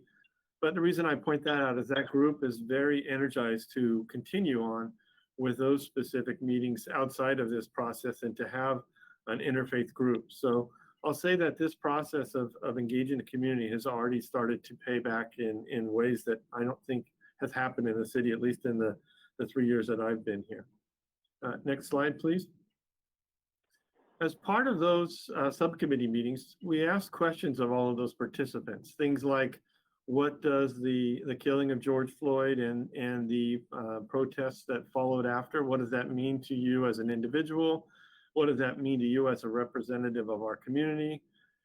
What does that mean to you as a person in our country? We talked about things like what their experience has been from inequity and any issues of social justice in their own life or people that they've known. And then finally, what their thoughts were about how the city as an organization and also as an entity, how the city has dealt with those issues and how we might be able to, as a community, look at those issues and how we would best address any inequities and issues in the city that need to be fixed, how we can be better as groups and how we can interact better with each other. It became clear early on in these discussions that there were several groups that identified commissions in other cities that have successfully dealt with similar issues. And we looked at those cities and what kinds of commissions they have. And we talked as we went through this process with those groups about what they thought of a commission. And we got some incredible feedback on that. So the proposal that the subcommittee members came up with was a commission that would be proposed to be called the Human Equity, Access, and Relations Commission, or with the acronym of the HERE Commission. The important things that I want to point out is several cities in the country have police commissions or oversight commissions. And it was clear in talking with all of these groups that they felt like an oversight body would not be a productive body for the city of San Gabriel. They felt like getting involved in individual complaints would not be a good use of time, but in fact should be more proactive and review policies and concerns in the city to identify issues before complaints come up and to help make us better rather than to respond to issues as they come up.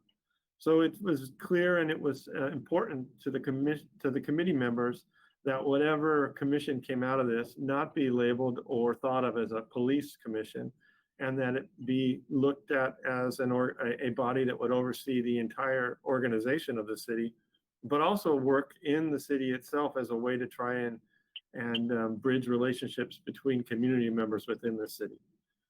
The mission that we came up with was to advance and advocate for equity, diversity, social justice, safety, and mutual appreciation and respect for all members of the San Gabriel community. Next slide, please. We came up with a long list of duties and responsibilities for the commission, and I won't read them verbatim. They are found in the staff report. You can read in detail what the proposed duties and responsibilities are. But just a couple of ones that I'd like to point out. Most importantly, the commission was proposed to be an advisory body that reports directly to the city council. They didn't want to be reporting to any one department or any one entity in the city, but rather be overarching and have sort of the calling of the city council directly rather than reporting to another entity. And in summary, it was to ensure equality and opportunity for all members, regardless of their status in the community, and promote equitable outcomes, increased cultural competency, and positive relations for all members of the community. The commission will have access to all of the data and information necessary to carry out its duties, though it wouldn't have access to privileged or confidential information unless directed by the city council and reviewed by the city attorney. The goal would be to review all city policies and practices throughout the organization and recommend changes to ensure fair, even, and equal administration and enforcement of its laws, among other things. Next slide, please. And similar to not being a complaint oversight board, one of the thoughts was rather than being that direct body, they would provide assistance to the public and information on the process to file a complaint regarding perceived discriminatory interactions with the city or other responsible entities. But in receiving those complaints and hearing those concerns, there would be a pattern that if eventually things could be decided on how to make processes or solutions better as part of that process. And finally, the commission would submit an annual report to the city council on the progress towards achieving the mission's goals, or the commission's mission. Next slide, please. There was quite a bit of thought given to what the staffing of the commission should be, or the membership of the commission. And it was decided that 5 members would be too little, that you wouldn't be able to adequately get a cross-section of members of the community. And that cross-section was hoped to include as many representatives, many people that represent multiple cross-sections of the community, and no matter what their economic status or sexual identity or religion or other identifying characteristics. It was thought that more than 7 would be too many, and that once you get too many people in the room, it becomes sort of paralysis by analysis when you have too many people trying to make a decision. So ultimately settled on a proposal for 7 members that would be appointed by a majority of the city council in a similar manner the way our other commissions are staffed. Meetings would be held monthly and be open to the public, and the commission would be subject to all of the Brown Act laws and rules. And finally, it would be assisted by a staff member. At this time, there hasn't been determined what staff member would staff that commission if the city council approves of the recommendation. But likely it would end up at some point in the city manager's office, just because the city manager's office deals with all the departments and isn't in one of the single departments like our other commissions tend to be. But again, that's up for discussion, and as the commission evolves, that will be looked at more closely. Also, it would be given to an existing staff member at this time. If it looks like the commission's work and mission require additional staffing, that would come back to the council in the future for action if necessary. Next slide, please. And then finally, the subcommittee decided that there needed to be, or was requesting that there needs to be more time given to the subcommittee to continue the work that is done. One of the key goals that they wanted to achieve before the subcommittee is folded would be to work on how we outreach and engage the commissioners, or the future potential commissioners that would be on this commission. Want to see how we can use ways of advertising and getting out to the community so that there is a strong cross-section of folks that represent all different sectors of our community. We need to develop the stakeholder group meetings to continue that feedback and input into the commission and the way that commission is staffed. And finally, the work with staff on the establishment and implementation of the proposed commission.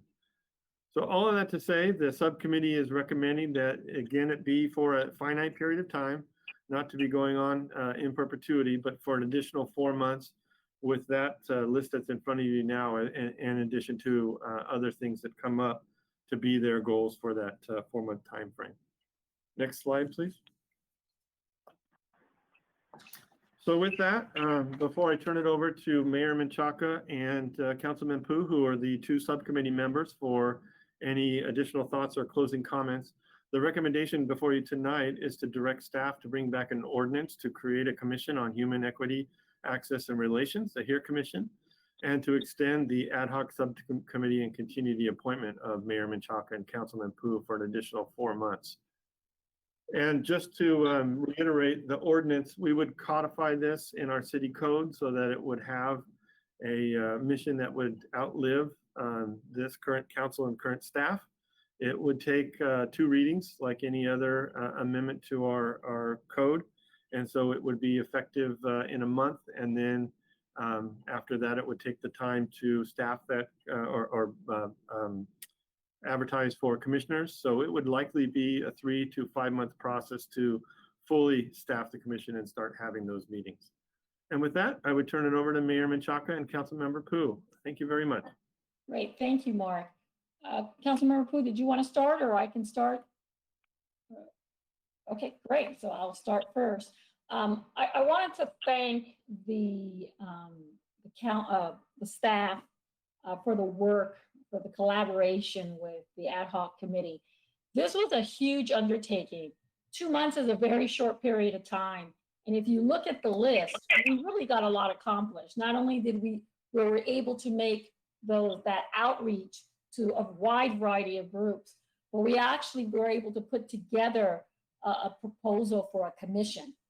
And we couldn't have done that without the assistance of staff. So thank you so much for that, first of all. It was clear that for us, this was a proactive response, and it was a way of making our community better. It was a way of marching together as we recognized our differences and our diversity in this community. We recognize ourselves as a service organization. That's what a city is. And this is an opportunity for us to look internally and make sure that we're not contributing to racial or social injustices. You know, do we give all our residents equal treatment? Are they able to receive or have access to the same services equally? I mean, those are some of the questions that were being raised. Are there any blind spots that we've missed? And hopefully with a commission like this, you know, that would surface. As we were doing our, you know, initial conversations and outreach, it was interesting to have some new voices that never have been, I guess, present before, which included our businesses and our faith-based groups. It was quite inspiring. And also our executive team. We had a very candid conversation about this issue. So I really was very inspired and excited about the possibilities. The two viewpoints, at least from my perspective, and Councilmember who might have a different perspective just because, you know, our backgrounds are different and we come from two different areas of experience. The one thing that for me was very apparent, and people were very candid about it, was that there is definitely a surge of resentment against our Asian community, whether they're immigrants or whether they're you know, born here. And there is a special hate taking place right now and frustration towards our Asian residents that was taking place even before the pandemic, but now it's even been elevated. And so, you know, I appreciated the candidness. The second item that was brought up, which again, I found very interesting, was the fact that there is definitely an intergenerational divide in our city. You know, we're kind of trying to unpack the generations, and there's definitely one generation who prefers to be under the radar, who follow authority. Then you have another generation who are very willing to take up causes and be much more confrontational. And so those are, you know, groups that we need to learn to work with and get feedback from to see how we can do better with these two groups. There was lots of mention about, especially the older generation, cultural issues on the fact that you just follow authority. And, you know, if there is issues, they might not be at ease, either calling the city or calling our police. And so, you know, those are things that we really need to work on. You know, how can we help with that cultural divide? But for myself, I just hope that my colleagues agree that we can move forward with this. We've made some great strides. You know, we need to continue with this engagement process of access and equity. And it's an opportunity that I have, you know, we've had not only our community, but our businesses, our faith-based groups, they want us to take the lead on this. They want us to forge ahead And it was just, again, very encouraging, very inspirational. So with that, I'll pass it on to Councilmember Pu. Thank you, Mayor. Yeah, I think I'd like to start by thanking our colleagues on the council for entrusting us and appointing us to this subcommittee. Also, the work of the staff, as the mayor had said, it did require our city manager, our assistant city manager, Armine Chaparayan, and others to be involved with the process, because to my knowledge, this is the very first time that the city has engaged in some of these types of discussions. The things that struck me about the conversations and the engagement was, one is that, you know, in a 2-month time frame, we're really only able to just scratch the surface and just, you know, get the tip of the iceberg in some of these conversations. So I personally would love to be able to continue those conversations, for example, with the executive team and frankly with other employees within the city, all members of the organization, with the community and community advocates. I would love to hear more voices from the community. We had a very well attended business stakeholder meeting, which Armine and Dom had helped to organize. Claudia, I believe, also was involved, and the mayor and I also did our own recruitment. You know, again, there was such an openness among all stakeholder groups to discussing these issues and to working on these issues. And that, I think, is also, I'll, you know, echo and reiterate what the mayor said was sort of inspiring about this process, which is that there was a recognition of that these were worthwhile issues to tackle, and that there was across the board, you know, especially also with, you know, with the interfaith meetings, that there was across the board a recognition that that we could do more to bring people together on these issues. And to me, I think the proposal and again, that interfaith group too, I believe it's maybe long overdue for us, the city, to engage with a lot of our religious institutions and their congregations, their constituents. They may not all live in the city of San Gabriel. In fact, there might be many of them that do not. However, they are part of our community, and it's something that I just think that has been missing, you know, ever since I've been on the council for the past 7 years. So I think the proposal of the commission strikes the right balance to fulfill the intent and purpose of the resolution, to continue these discussions and conversations, to really encourage and to promote equitable outcomes. And I don't even think it's a metric, I guess, that we've even considered prior to this point in time. So we, you know, I think need to define these things for ourselves as well. And that this is, again, you know, to my knowledge, the first time the city has engaged these conversations. And I believe really, you know, meaningful, impactful,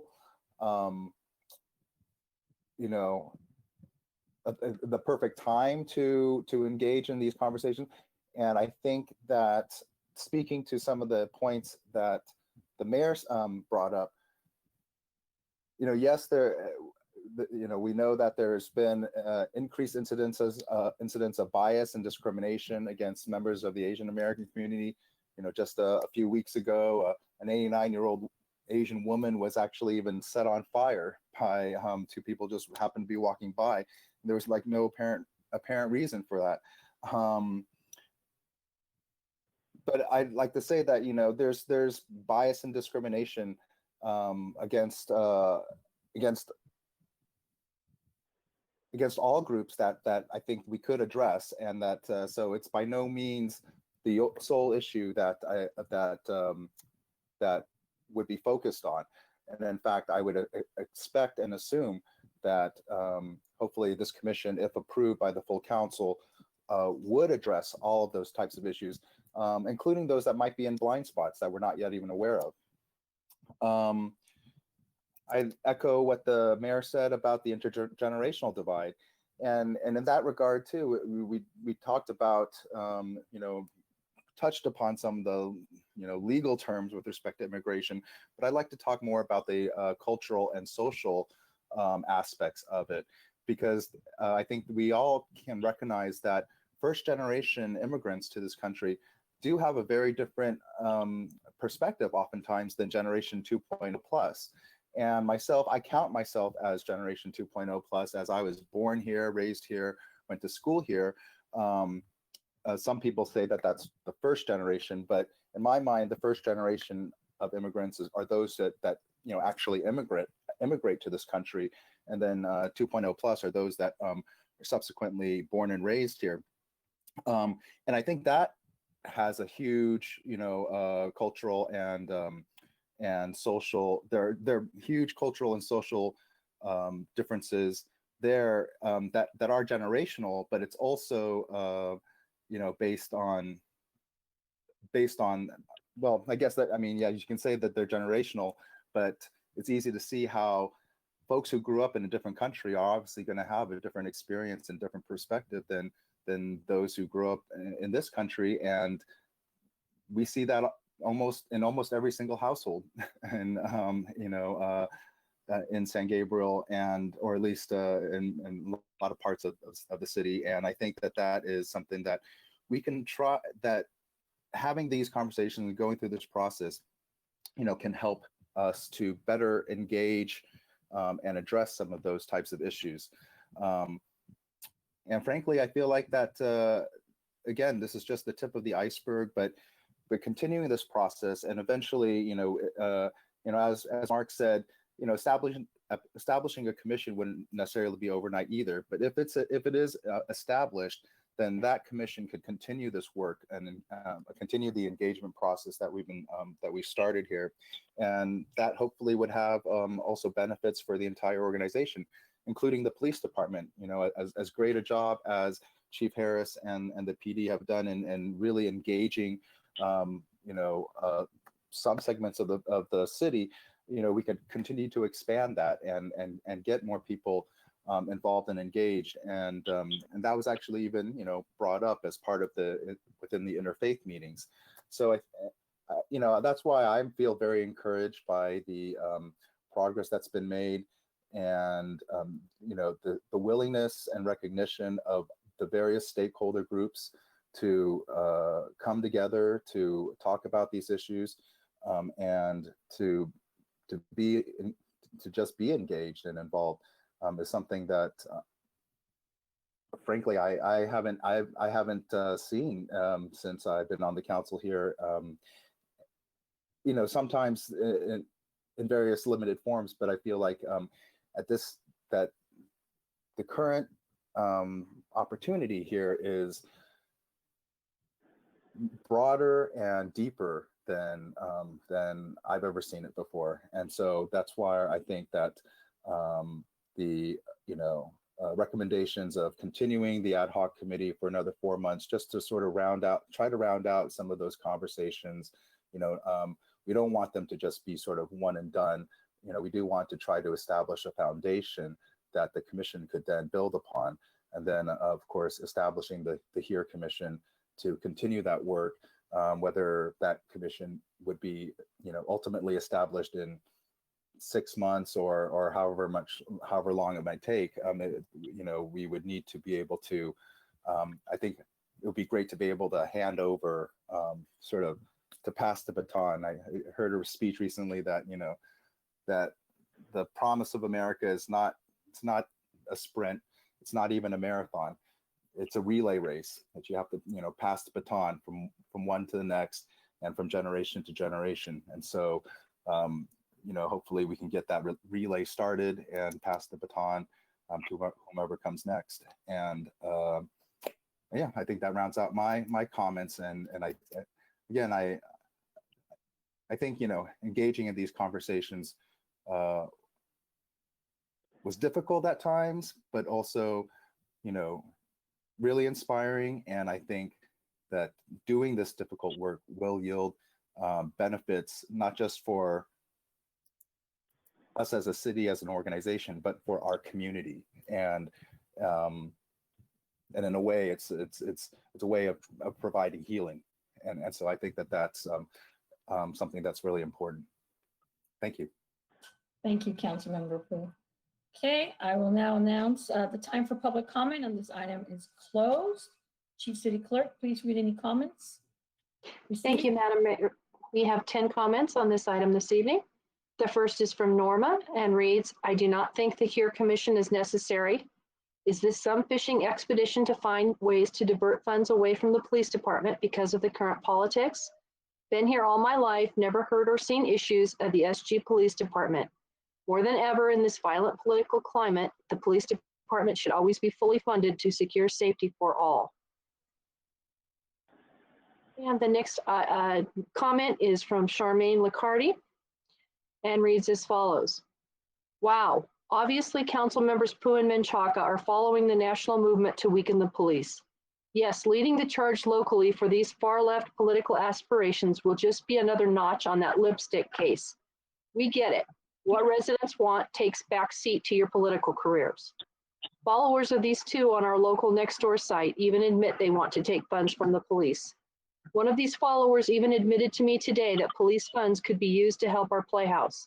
Sure, let's use playhouse or shelter funding as bargaining chips to take money from the playhouse or maybe even the shelter. It's amazing what you can learn from a council member's followers. Pu and Menchaca want to defund the police. As this is not popular in our city, what better way of going through the back door and forming a subcommittee of friends who biasedly carry out their agenda? Just watch. Thank God we have a lot of tape and documentation on people who may be chosen for this subcommittee. And it is signed Charmaine Licardi, excessive taxpayer for a city that doesn't give a bleep about me. The next comment is from Mary Fisher and reads as follows. I just learned of this development 2 days ago, even though it seems to have been underway since June 2020 during the pandemic. Why hasn't there been far more transparency regarding this both before and since June? We need to understand, one, other than Mr. Floyd's death in Minneapolis, Minnesota, what specifically caused the council to be sufficiently concerned about this issue in San Gabriel that a commission needed to be created? Two, why weren't the San Gabriel citizens notified of that basis and issues prior to taking action? Three, how were those two council members selected for this commission? Four, who have the council members met with, not just the groups they met with? Five, how will the subcommittee members be selected, or has this already occurred? Six, what is the financial cost for this commission, both to date and projected forward? I sincerely hope this is not an effort to justify defunding the San Gabriel Police Department. And if in any way it is, I am opposed to it. Not the principles, but the process and end result. The next comment is from Alice Wong and reads as follows. Dear Mayor and City Council members, a few of us, your constituents, just learned of Subject Commission this Monday. I have lived in San Gabriel for the last 2.5 years and have been working in the city for 38 years as a female Asian small business owner. I have served on the San Gabriel Chamber of Commerce, Rotary, Asian Youth Center, Chinese Professional Society, and volunteered for many projects. As a first-generation immigrant, I have had experienced discrimination, but not often. However, I have not come across any discrimination in San Gabriel. If there is any racial problem in our city, it should be addressed and bridge the difference instead of emphasize the difference. It may be a plausible idea to have a group of fellow residents representing the ideas of our diverse community. It is therefore very important that the appropriate mix of commissioners are chosen. We ask that the city be transparent in 1, selecting the candidates, 2, in choosing the commissioners. Do you have a qualification criteria posted on the city website? This will allow San Gabriel residents who care about our city to volunteer to serve. We would like to see such information posted. This is a very important commission and should not be rushed in without giving our residents a chance to apply to serve.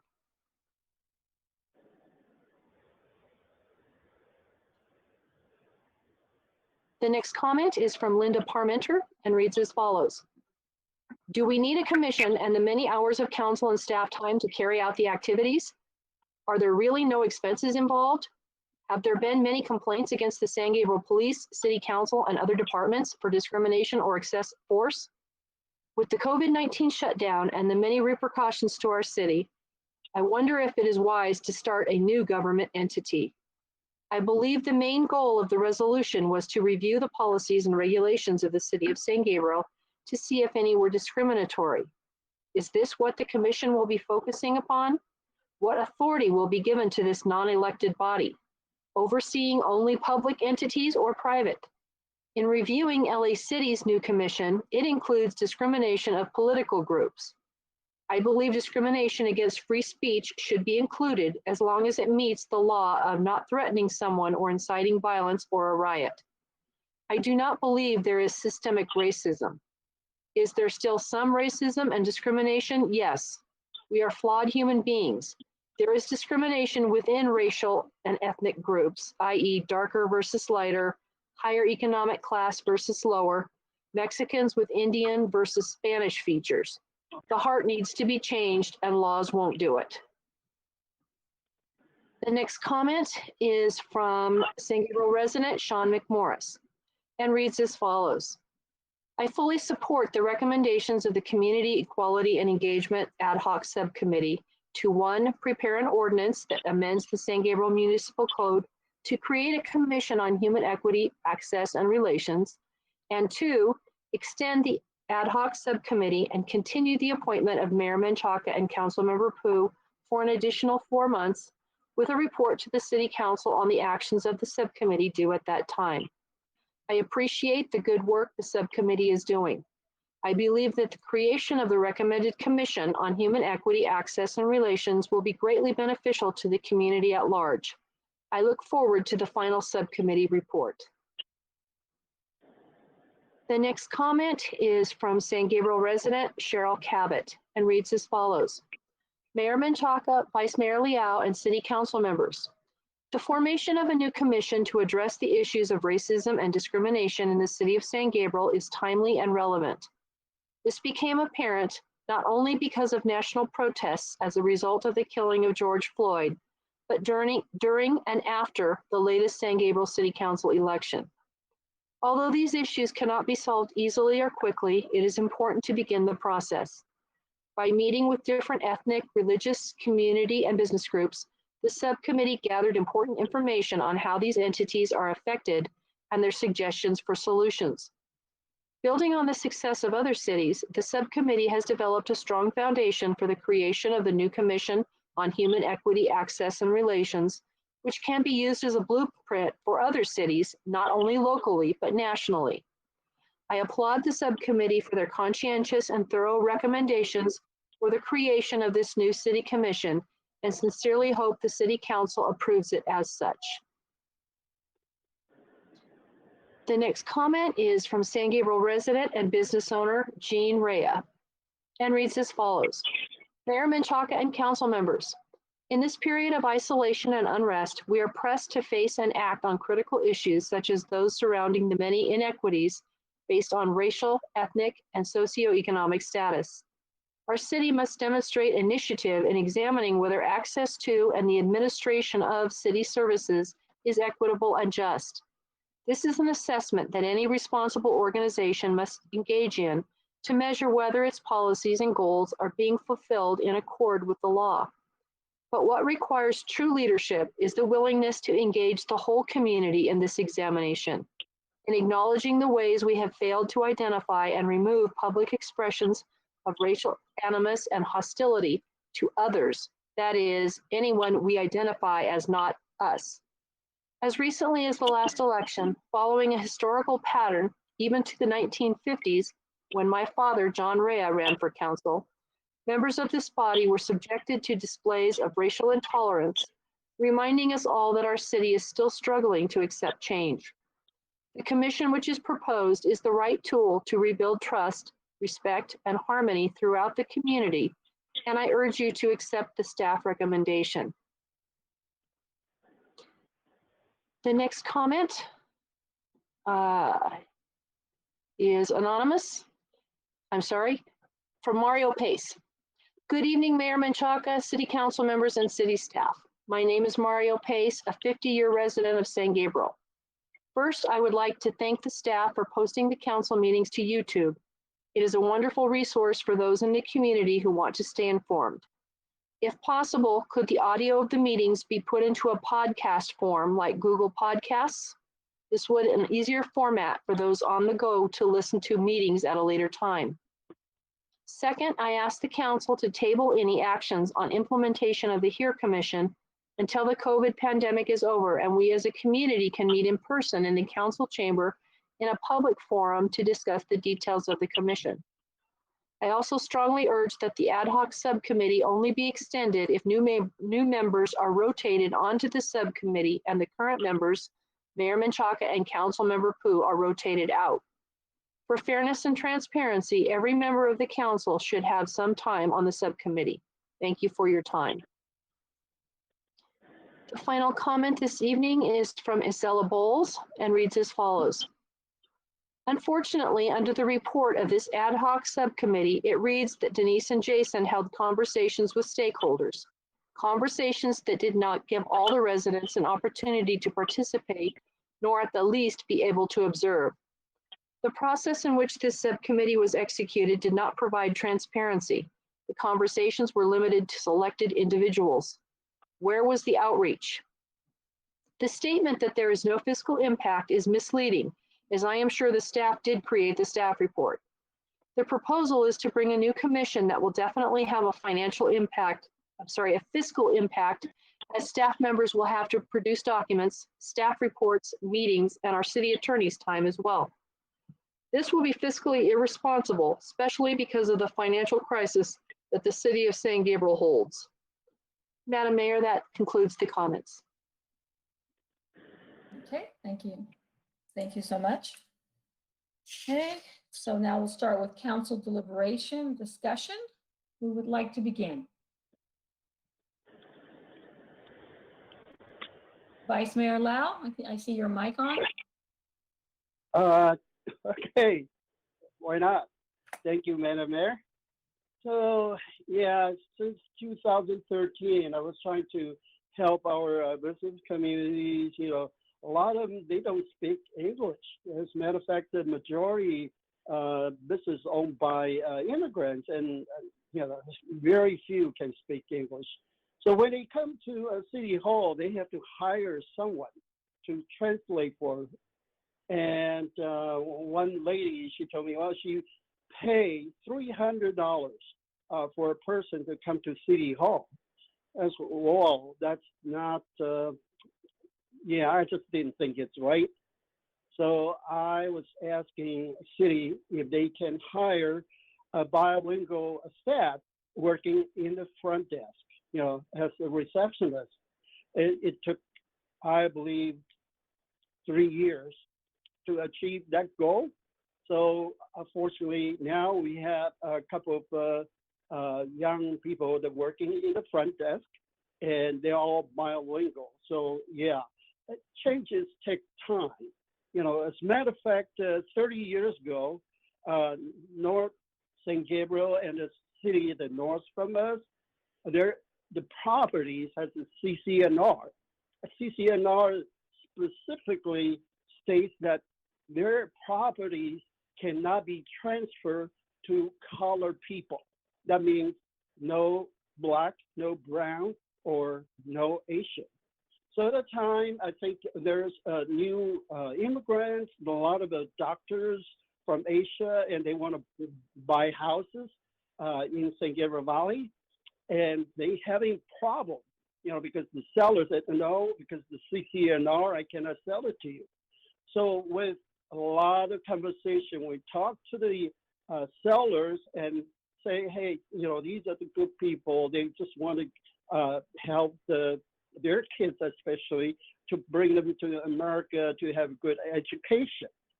So it took at least 2 years for this, I would say, hurdle that the sellers decide that whatever the CC and R is too old is void and null. So it went ahead, and a lot of new immigrants come to San Gabriel Valley. That's taking understanding, because a lot of people looking at the different race, because without interaction, without understanding, because the language difference, and also without knowing their culture, right away they put up the defense and they say, "Well, no, I don't want you to move into my block. I don't want you to do anything in my city." So yeah, and I'm kind of happy there is a new bill by Assembly Medina, and the bill number is AB 331, and it's about ethnic studies. So what it says is every high school graduate has to finish that ethnic studies before they can graduate. So this is a good bill. However, I think it's in the process, send it to the Senate. So hopefully this bill will pass. And it's very important that we all can get along in our community. Again, discrimination is because ignorance and because we don't know. For instance, our kids that grew up in San Gabriel Valley, they never have a one-day encounter with Black people because there's none. And so they don't know anything about the Black culture, their lifestyle, and their way of their living and their thinking. So in order for us to blend everyone in, I think education is very important. And I support this subcommittee, or this commission, here commission, and I certainly hope that all the faith leaders can join this commission, because they are non-biased. And I really think, someone that don't have any personal interest, doing this type of work, that would be most helpful. I want to kind of tell you the stories. This was only 3 days ago. And because it's so hot, I was, trying to go to the park and take a walk. And I was sitting in a car reading this tonight city council meeting agenda. So, I was reading, oh my God, another, very controversial issues. And all of a sudden, there's a policeman knocking on my car window. And I thought, whoa, officer, did I do anything wrong?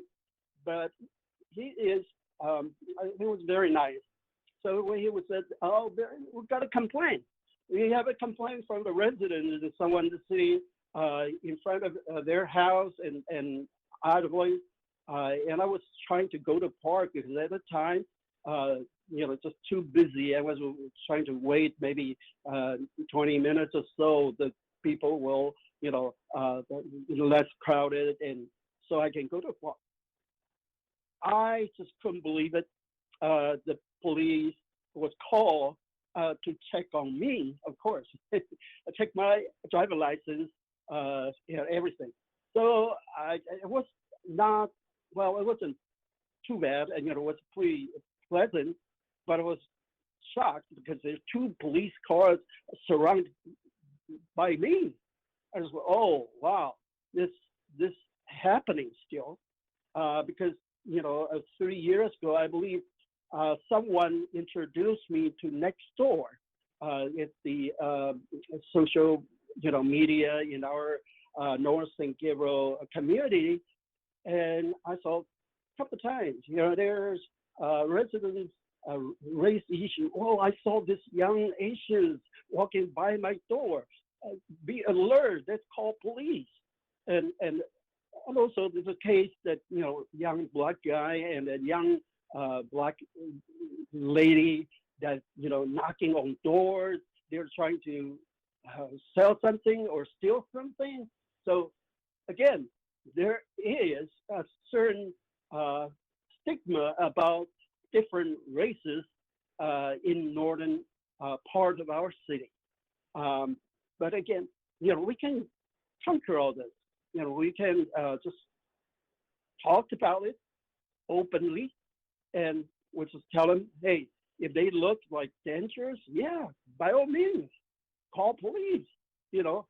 But if they're just young people walking by, trying to say, well, you know, if they work on a nonprofit or whatever, it's again, they cannot use police power, you know, as their own private security guard, you know, and they just have to use their own judgment and say, hey, these people are dangerous, you know, and as a matter of fact, most times they are not. So, yeah, you know, I support this. Again, this here commission, we need it, and we just have to be working with them. And maybe the question is, how can they set up policies? You know, because even the city council cannot set up all the policies ourselves. So, you know, that's a huge challenge for commissioners. So, but you know, it's a first step, and I believe we should include every ethnic group, and you know, especially Asians. Asians, like Mayor said, they're being targeted, you know, right now because of COVID-19, and but you know, our majority population is Asians, so we have to kind of work with our I call them oppressed community members, because these people, they don't speak English. They don't have any voice. They don't know what to do. So someone should represent them and speak out for them. Okay, so this is a good step, and I fully support this commission. Thank you. Thank you, Vice Mayor. Councilmember Ding or Councilmember Harrington, would you like to make a statement or discussion, deliberate? I see none. Yeah, I was Okay. having a problem. Okay, Councilmember Harrington. Thank you, Mayor. So I went through the report. It's quite thorough. Thanks to the committee for being thorough in what you've done so far. I did have a concern though, because, and I brought this up with Mark, I went back and listened to the June 16th meeting, and I just wanted to talk to Keith, because I know we had a pretty detailed discussion about what we can do and cannot do as a committee. And I think you were kind of worried about skirting, you know, the edges of the Brown Act. And I said, you know, just to avoid that, I would really request that the meetings are open to everybody. They're agendized, they're noticed, so that we have an opportunity for everyone to be heard at these community meetings, the stakeholder meetings. Picking and selecting and, you know, having slices and dices of the community, I don't think is the proper way to go about that. I really, and that's one of the points I did make, that at best, even if they're not agendized meetings, they should be properly noticed and open to all. I mean, that's the best way to do that. And I understand we're trying to select like business leaders and interfaith and just different groups, but at the same time, it should be open and advertised to everybody and not just selected. And I would go as far as to say I do believe it should have been agendized, because I think we got into the discussion of very limited and focused short-term committees versus broad, long-term, unfocused committees. I don't know if you had any thoughts on that, Keith. I have to be honest, I'm not sure I understand exactly what the question is. Are you asking me, was it appropriate for them to do this as an ad hoc committee outside of the presence of the public? So when we discussed this in June, my concern was that, and then in fact, the request is to go 4 more months, which obviously is not, it's turning not into a short-term and very focused committee. My concern then was, why are we not being open and why are we not inviting everybody? Because this is not the same as meeting with, on one topic, one person or one entity. This is citywide or even outside the city on a lot of different topics with no focus. So Keith, do you mind if I interject? Because because of the limitations that Councilmember Harrington and the rest of the council put on us as a subcommittee of only 2 months, we simply haven't gotten around to having those wider community meetings. We do intend to have agendized or publicly advertised town hall meetings. Within 60 days, we're only able to have discussions. Oftentimes we scheduled, and these were all done online, and safely. A couple of the community meetings are with community members were done in person, but still with masks and appropriate distance and so forth. Anyway, my point being that, we do plan to have sort of general town hall meetings that would be open to anybody. And frankly, anybody knows how to get a hold of us as council members. Our email addresses are on the website. I encourage anybody to contact us. So I also wanted to add that it was a wide net. The business meeting that was scheduled, that was sent out to everyone that's on the economic development team's email list. So that was a wide net. We don't even, we're not aware of everyone that's on there, but that was complete wide net. Yeah. All the interfaith meetings, that went to all the pastors or the interfaith leaders. That was a very wide net also. So we were given 2 months and we had to focus, and we felt that it was better to have these meetings first, and then perhaps it might be best for the commission to have the public meetings. But if we're given more time, then maybe we could have these online town hall meetings. But just so there's an understanding there, it was we did try to publicize it within the constraints as much as we could. And I believe we had a lengthy discussion of what an ad hoc subcommittee is at the, at the meeting where Mayor Menchaca and I were appointed. I don't believe we need to revisit that discussion now. I don't think any of the conversations or discussions that occurred were outside of that scope. And frankly, there are other subcommittees that have gone on way longer than our proposed additional 4 months.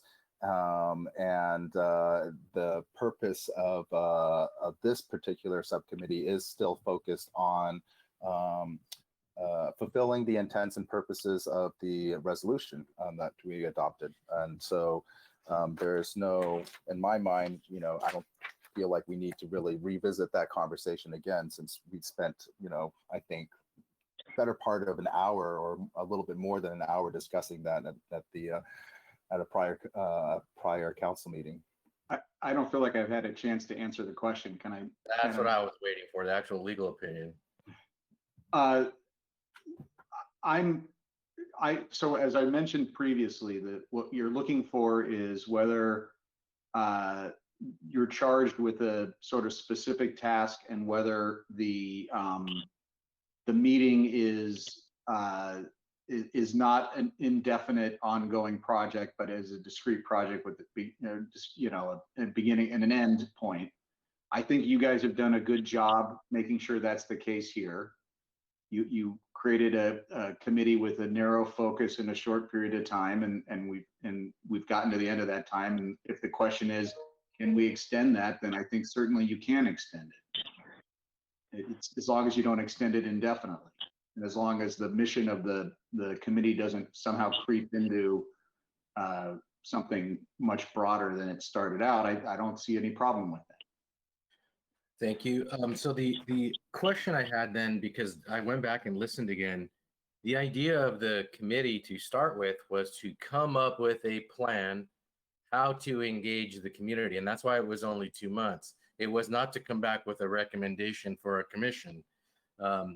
I think if we'd given 2 minutes and not 2 months, the recommendation would have been come back with a commission. I honestly feel that, because that was the goal of the resolution in the first place, which I'm not sure that's exactly what we have. We have to me, it's a problem or a solution in search of a problem. We really need a commission. Let's find a way to develop one. And so my recollection, and when I went back and it was confirmed, was that the idea was to come up with a project plan or a plan of how the council can fulfill the resolution. It wasn't to go out and start having the meetings. And I recall that maybe I was outvoted, but I don't recall us giving that charge. But perhaps when I heard it again, I was wrong, but I don't think so. So the next question I have, so when I read through the report, there's a lot of anecdotes. There's a lot of just, stories. I think Council Vice Mayor Lau was talking about that. There's lots of stories, but I'm trying to clarify because it does make a difference. Was the intent to review racism in the city of San Gabriel or by the city of San Gabriel or its departments? Because that is a completely different charge, because a lot of the comments and a lot of the report talks about the way people have experienced racism. I didn't find one single instance where it says the city of San Gabriel was racist or discriminatory or did not provide equal access or any of the things that were brought up. So that's why I wanted to make sure that the charge is to do what we can to eliminate racism by the city of San Gabriel, any of its employees, any of its policies, any of its procedures, any of its regulations. Because if the charge is actually to prevent racism in the city, that's an impossibility. You're never going to do that. So I just want to make sure the charge is very clear, because those are two completely different things. And so I just want to make sure that understanding, that's not a question, that actually is more of a comment.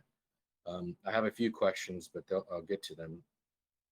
So when we say in the report under the commission, it says the process of improving the lives of San Gabriel residents by addressing racism and discrimination. Once again, it says in our city and our city government. It's linking those two things as if they are either connected or one and the same. And to me, they're not. So my question here is, and obviously I don't think the idea right now of let's say recommending a condition, even thinking about a commission tonight is a good idea. I think we have a very big responsibility when it comes to a commission. There's other ways of doing this. Like I really believe that our staff is perfectly capable of reviewing policies and practices. I think they would actually be better at it than a lot of public members. And they're professional administrators in cities, and with a lot of them with executive level experience and degrees in that. I did ask for a copy of the policies, because I thought that when I read this, it seemed to me like the policies had been reviewed, but then it doesn't really seem like they have been, because Mark told me that would take a long time to assemble, which I'm assuming that hasn't been assembled yet, if it would take a long time to assemble it, which means none of these meetings really did actually get into policies or laws or actual discrimination by the city. So that's kind of just the broad commission heading. So under the executive team heading, it says the idea of the commission, this is directly from the report, the idea of the commission that would be impaneled to look at the city's policies and practices was presented to the executive team. Now, when that's passive, I'm assuming the committee presented it to the executive team because they already had the idea. And that's to receive feedback and thoughts about such commission work in our organization. So I'm going to ask Mark first. I'm assuming, were you in that meeting or not in that meeting? Yes, I was in that meeting. Okay, because I mean, my whole point here is, are you aware of any exclusionary policies or discriminatory policies, or can you identify any in the city? You've been here long enough, I think, to find some. No, I have not seen any discriminatory policies in the city. And how about practices? I mean, because policies can always be, circumvented through practices. The short answer is no. The long answer is I would like to think if we knew of any policies or practices that were discriminatory, that our team would fix that. That's kind of my point. And when I said this is a solution looking for a problem, I've gone through a lot of our policies in the past. They're pretty much cookie cutter, cut and paste, administrative. They have no mention of any, anything that anyone would consider discriminatory or exclusionary or anything like that. So then it would really get to the practices and the procedures and the enforcement. And when I went back to the resolution, it really focused obviously on the police because of the genesis, of the George Floyd killing. So I would actually like to hear from Chief Harris, his experience, as well as I've been contacted by the POA, the PMG, several police members, just not members of the unions, but actual individual officers. They're not feeling represented by this. I can just tell you that, and I don't know if the committee can do something about that or not. But they feel like they're just being, I would say, not quite ignored, but just kind of set aside. Like your opinions don't matter, even though they would be the literal boots on the ground and the people who are executing our policies and the people who actually are charged with enforcing it. So I would ask the same question to Chief Harris. Are you aware of unequal or discriminatory policies or enforcement in your department?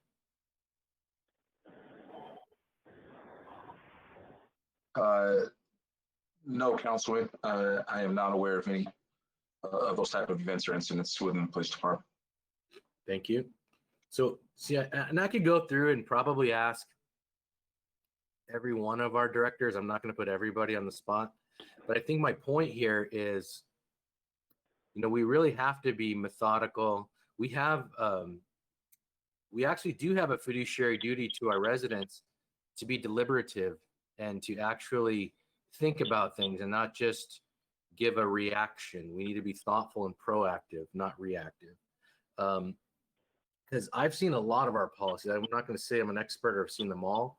I've read our code dozens of times, the administrative code, the zoning code. I've gone through it, yet to see a discriminatory or a policy that stops people having access to city services. Because in essence, our city services are probably, I'm going to say probably, the type of services that are most likely, other than a few highlighted ones, the opportunity to be discriminatory. For example, we pave streets. We do city finance. We do infrastructure. Yes, we do police, but I would say we are not Minnesota. We are not LAPD. We have a very, I would call it a homegrown and small police force. They know they have a lot of eyes on them. They're 4 square miles. If they're running around, being discriminatory, or if they're doing unequal access, or if they're doing something that's hurting the community, believe me, we as council members will hear it right away. And I have heard instances of things in the past, and I did address it with the chief in the past. And it does get fixed relatively quickly. And I think that's where we as council members have a big impact on that as liaisons to the community. So I don't know that I've found any, and I've had conversations separately, not recently, but just about services in general and how they operate. And I don't believe any one of our directors I could go through and ask is going to say, yeah, I know some inequities in my department and biased service delivery. But I don't think we're going to find that. I mean, we might. I could be surprised, and maybe someone speak up if I'm wrong from any of the departments. I've just never seen it. Also, I had a problem when I looked at slide 7. If we can go to slide 7 real quick, and this is under that kind of the same area presentation. And I understand what we're trying to get at, but let's be aware that Prop 16 has not passed yet. So California, we still, and even under federal law, we can't be looking at people's race when we're appointing them to a commission. Even if Prop 16 passes, I don't think we should be. We shouldn't be looking at protected classes when we're appointing to a commission. And yes, I'm mindful of this commission and its mandate and its goal, but I think it's small-minded and you're not giving thoughtful deliberation when you say, oh, it must include, people of all different races, all different ethnicities, all different religions, geographic locations. If you get 7 people in a room, more than likely in San Gabriel, you're going to get every one of those fulfilled. Some of them in 2 or 3 people, and you might get all of those filled in 2 or 3 people. So I really think we should be careful about putting statements out like that. We're going to be looking at someone's race in order to be appointed to a commission. I really don't think that's a good idea. Now or in the past or in the future, whether Prop 16 passes or not, because we still have federal law that we have to look at. And when we are appointing commissioner, it's just like hiring somebody. I, for one, have never taken someone's race into account for any commission, and I don't think I ever would, even on this commission. I would take if this commission gets impaneled, their ability to think critically, to analyze, and to understand. That's what I would be basing mine on, and that's how I appoint every single commissioner that I vote for. And I really think I didn't even have this idea, but I think I heard it from one of the commenters of an advisory board rather than a commission, because they are materially different. And all of the quote unquote powers and responsibilities and duties of this commission are advisory boards. They are not commissions. I'm not aware of any of our commissions right now that have no decision-making power. So all of our commissions right now have powers of decision that they actually can. So for example, planning can make zoning decisions. They can make, they have powers. They don't recommend, they make decisions. So to me, this is more appropriate for an advisory board. That's why I really do think the recommendation of a commission is premature at best. And probably in the long run, when we do vet this out in a longer, with more thought and more time, I think it would be more advisable to be an advisory board, or whatever you want to call it, advisory committee, whatever you want to. There's a lot of names we could give it, but the powers described are not commission powers. That's just my opinion. I mean, I'm sure the council will do what it's going to do, but I just think we should really take those into account. And then once again, I'll go to the business owners heading. So it talks about there were, and this is a quote, many stories from the racially diverse group were shared about their own personal experiences with racism and injustice. So nowhere in there does it say those experiences were either by or related to the city of San Gabriel. And if they were, I really think that should be in the report. Like, we've had departments where business owners can document or have felt discriminated against based upon a certain quality, be it race, gender, any protected class. That is the type of thing I would really like to know in this report. I think everybody that's alive has experienced racism, either on them or they've seen it, they've been around it. I think that's not unique to the human experience. And it happens to every single social, ethnic, economic group that you can think of, to any other. So racism is not a one-way street. It's an equal opportunity bad in our society, and there's racism in every group. So to me, that statement, once again, yeah, it sounds great when you read it, but then when you're given the gift of critical thinking, you say, wait a minute, that doesn't say San Gabriel did anything. Why does San Gabriel need a commission? Maybe it sounds like Minnesota or LA needs a commission because they're having big problems. San Gabriel isn't having a problem with our police. We're having a problem with our community development. We're not having a problem in our admin. I mean, I don't see the problem that we're trying to solve. Now, if we're trying to solve society's problem, that's a different conversation altogether. And I really would, when I read the meetings with police chief and POA, I had spoken to some people before I saw this report, and I just want to read the section. It says multiple meetings were held with the leadership of the San Gabriel Police Officers Association and San Gabriel Police Management Group. Doesn't have any outcome, doesn't have any recommendation. It doesn't, I mean, and later on it goes in a different paragraph. It says that they agree that, yeah, we really want to be involved. But I think their wanting to be involved is to make sure this doesn't turn into a police commission, which we really don't need. It doesn't sound like they were given any input or credence, or they're the experts that see this every day.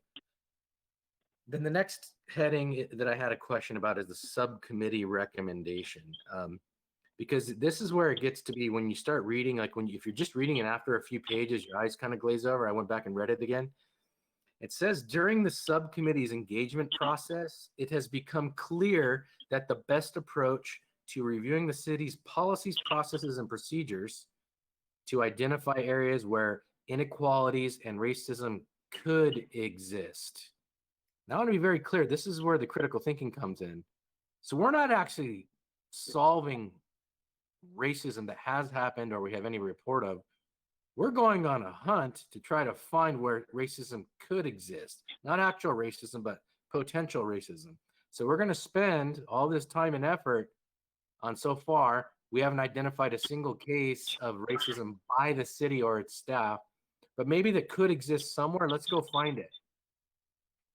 That doesn't sound like the powers we should be giving to a commission.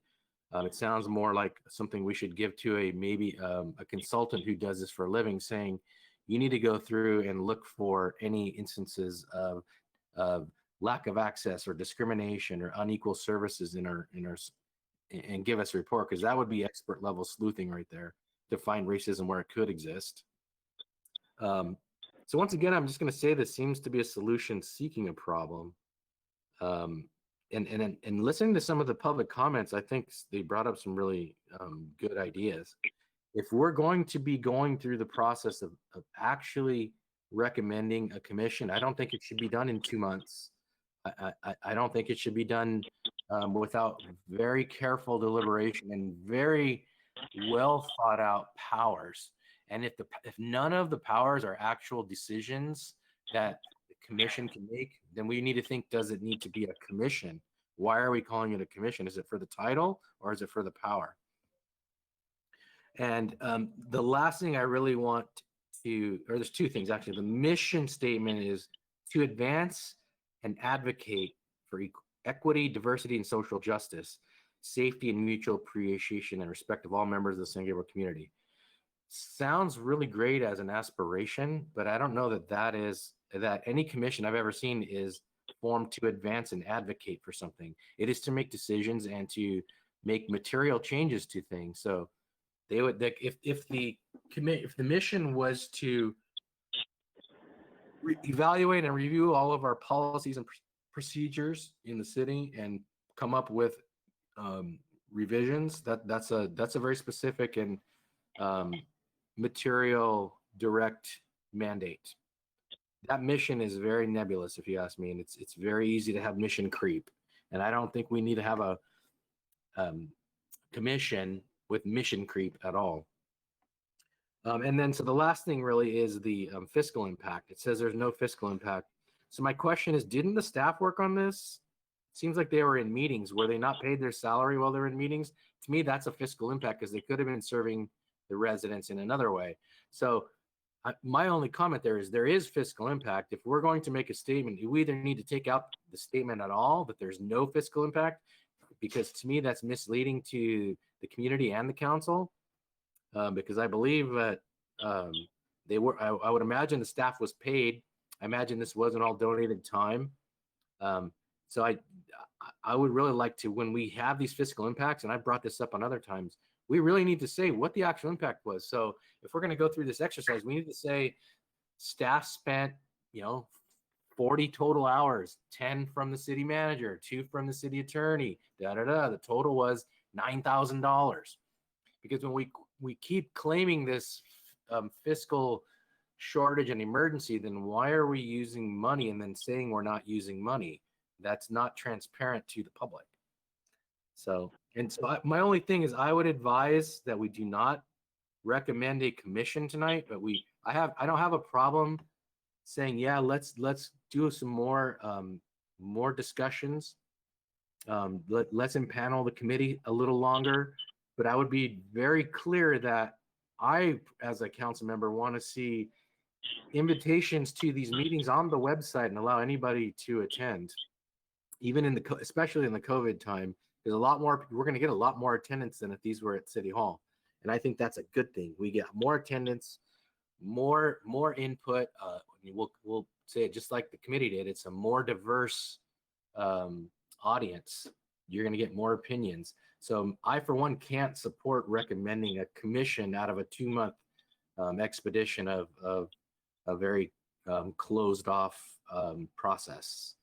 So there's not, I mean, I think I've been very clear as far as the number of reasons and the variety of reasons. So I hope that my other council members are listening and we can take the prudent approach, the fiduciary approach, and the measured approach of saying, this isn't an emergency. This isn't something that has to happen tonight. This should be something that's taken seriously. And I think given the right circumstances, this could be a good way to make this resolution have teeth. But just after 2 months of a dozen or so meetings of let's form a commission, I think it could have been 2 minutes, let's form a commission, because that was the intent of the resolution in the first place. Now let's go back, take some measured steps and say, and get input from the entire community at a meeting. Do we really need this commission? So I think that's where I'll end my comments for now. Thank you. Okay, thank you. I wanted to respond to a few of them when you say about, we'll never be able to get rid of racism. That kind of attitude, we would have never made any progress on civil rights, on women's suffrage. I mean, it's always a step that you take. It's not going to be all encompassing, but the commission idea was what we were told to come up with a work plan. And for us, based on our discussions, a variety of groups, and it wasn't 100%, it wasn't everyone, because we'll never get that. Our plan and our recommendation is to have a commission. So that is part of the mandate we had. Second, regarding the police, I met personally with PMG president and vice president, with the PIO president, and I met with them multiple times. I believe Councilmember Pooh did too. So those are the groups we met with. So we got feedback from the leadership group. Now our understanding was that they were going to take it back to the rest of their group, their union. But we did have those conversations. So if individual officers felt like they were excluded, then they can talk to their leaders and find out why they felt excluded. But there's no reason to delay, I believe, this issue that's been long. I mean, this has been going on for a long time. You're looking at an independent body to be asking that we self-regulate, that we self-decide, that whether we're not giving equal access, we're not, providing services, to ask the staff. I think that is so unfair. And I think it is just like any other organization, it is wise, and it's what our community would expect, that we have an independent body to do that type of review. And if everything is great, fabulous, but allow that independent review to take place instead of asking, each executive director, oh, do you think there is racism here? Of course, they're going to say not. There isn't. I mean, they're doing the best they can. We have policies, but it happens. It happens. And so I believe this commission is way overdue. I think there is plenty of evidence that there is a need to have those reviews, to have those recommendations. We are not the first city. I mean, we took this commission outline from other cities that are already, in play, that are taking this on head first. They're not going to delay it or, find ways to, not tackle the issues. Actually, in Glendale, they have one that's specifically for women only, which I applaud. You know, this is not an unusual idea. I think it's a bold idea, and I think it's way overdue. And so I firmly believe that this was part of our mandate. This is the work plan that was asked for us to bring back. And so I would like my colleagues to support this commission idea. Councilmember Pu, do you want, oh, no, I'm sorry, Councilmember Ding. Or I'm sorry, who wants to speak next? Councilmember Fu, Okay, you want to answer first?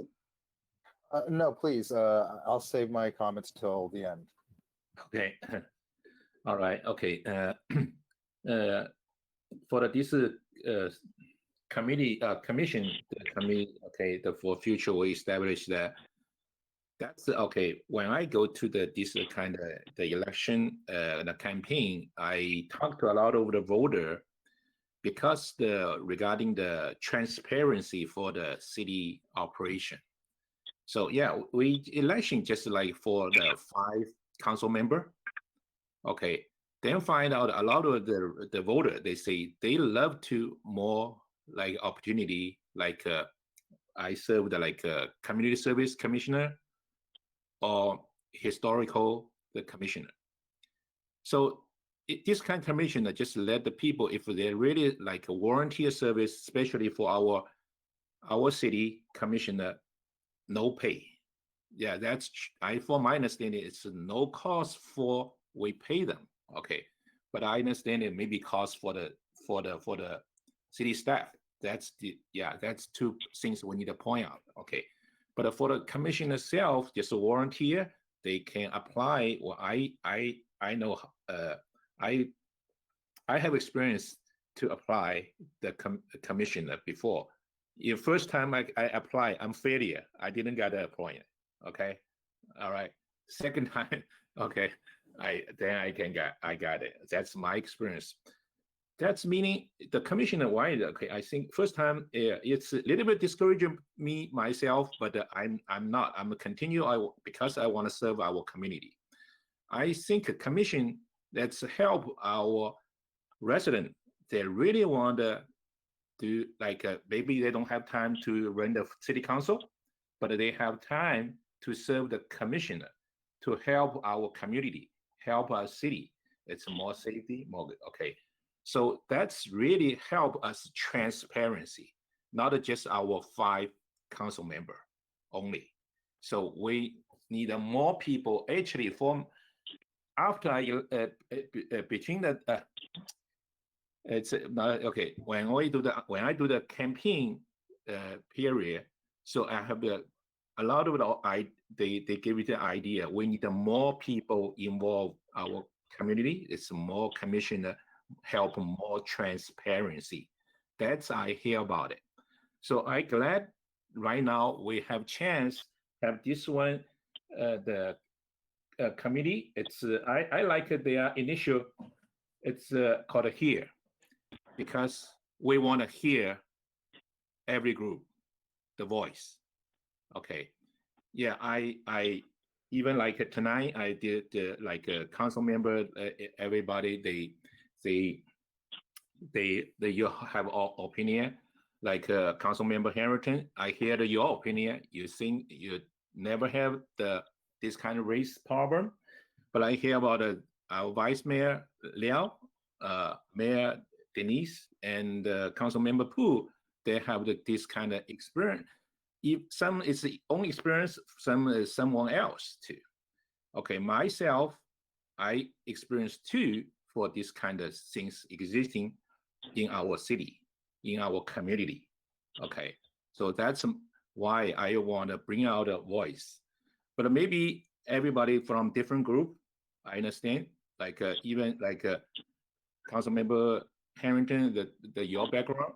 Yes, Mayor Denise have your background. Even I think Jason and Vice Mayor Liao, even we looks like if it's called a Chinese American, but we 3 people. It's from different background too.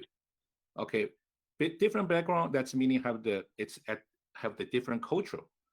So racism because we don't. I think it's a racism because we don't know each other. We are. If we don't know each other, then it's cause more opportunity to have the reason. Okay, so that's why we need a decent commissioner to help us to communicate each other for each group, to help us understand each other or each group. So I definitely to support this commissioner, and hopefully that I agree the processing the council member Harrington say, okay, maybe we're not intentionally to say, oh, you have to represent different group. Yeah, but we maybe just put on if they the people they apply this commissioner, see they have the time capability. If people when they want to apply, so everybody can apply. I encourage it. Actually, for my idea, encourage all the residents, if they interested, coming to apply this commission. Okay, then after then we just go through the normal procedure. Our council member to vote it, see who qualify. Most people qualify. Most of the council members think they qualify for this commission. Okay, that's I agree that just first of all, but if idea maybe from different groups is good, but when you apply, we don't think about it you have to from this group as that group. Okay, I agree that. Okay, try encourage everybody, if they interest, they can apply. And another thing is, okay, I agree because I think to talk to city staff, probably this setup, this kind of commission probably take 4 months, 5 months. So to continue another 4 months, it's fine. But I also like this idea. Is it possible we can first of all, I want to thank the Mayor Machenga and Councilmember Poo. They and the staff. It's within 2 months to meet a lot of people, have a lot of outreach. Yeah, this kind of hard work I appreciate. So, but I still want to push all of you. Okay, maybe 2 months. Maybe we can have 2 months later. Okay, extended 4 months I need it, but 2 months. Maybe we can use if we cannot open the city hall, we just use the virtual meeting for the town hall. We can on a city hall invite all the residents can come attend this kind of town hall meeting, but have to limit everybody the speech, the time, right? So listen all the voice, what are their opinion. Hopefully this kind of town hall meeting help us understand each other, communicate each other.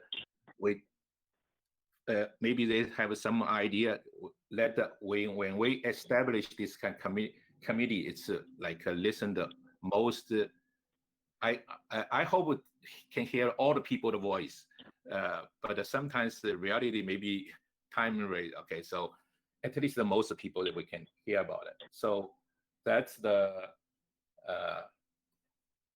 Councilmember Ding, I just wanted to mention, I mean, that would be the intent, is to do it in multiple languages, not just in English, but in I agree. If we can do the multiple language, if we have if people that really need to translate it, hopefully city staff can help this kind of town hall meeting. But that's need a lot of hard work to do that. Okay, so yeah, that's the. That would be a goal down the road, but there is an intention to do that. But yeah, but that's my recommendation. Okay. Okay. Yeah. So So just want a more transparency. We can hear the more voice, from, okay. So You want to hear all voices, right? all voice, yeah. Here. That's why the acronym's perfect. Okay, yeah. And I saw you, this commission have the 7 member. Yeah, if the member have the, I just want to know, okay, is if we have the 7 member, it's good. That's a good idea. I just worry about it if maybe we don't have too many people to really have time to apply. Well, that's why we really feel, that's one of the reasons we want to have a little bit more time with this subcommittee, is to do a real outreach. Just like we've done with the business grants, what you and Vice Mayor did with the business grants and with the rental relief.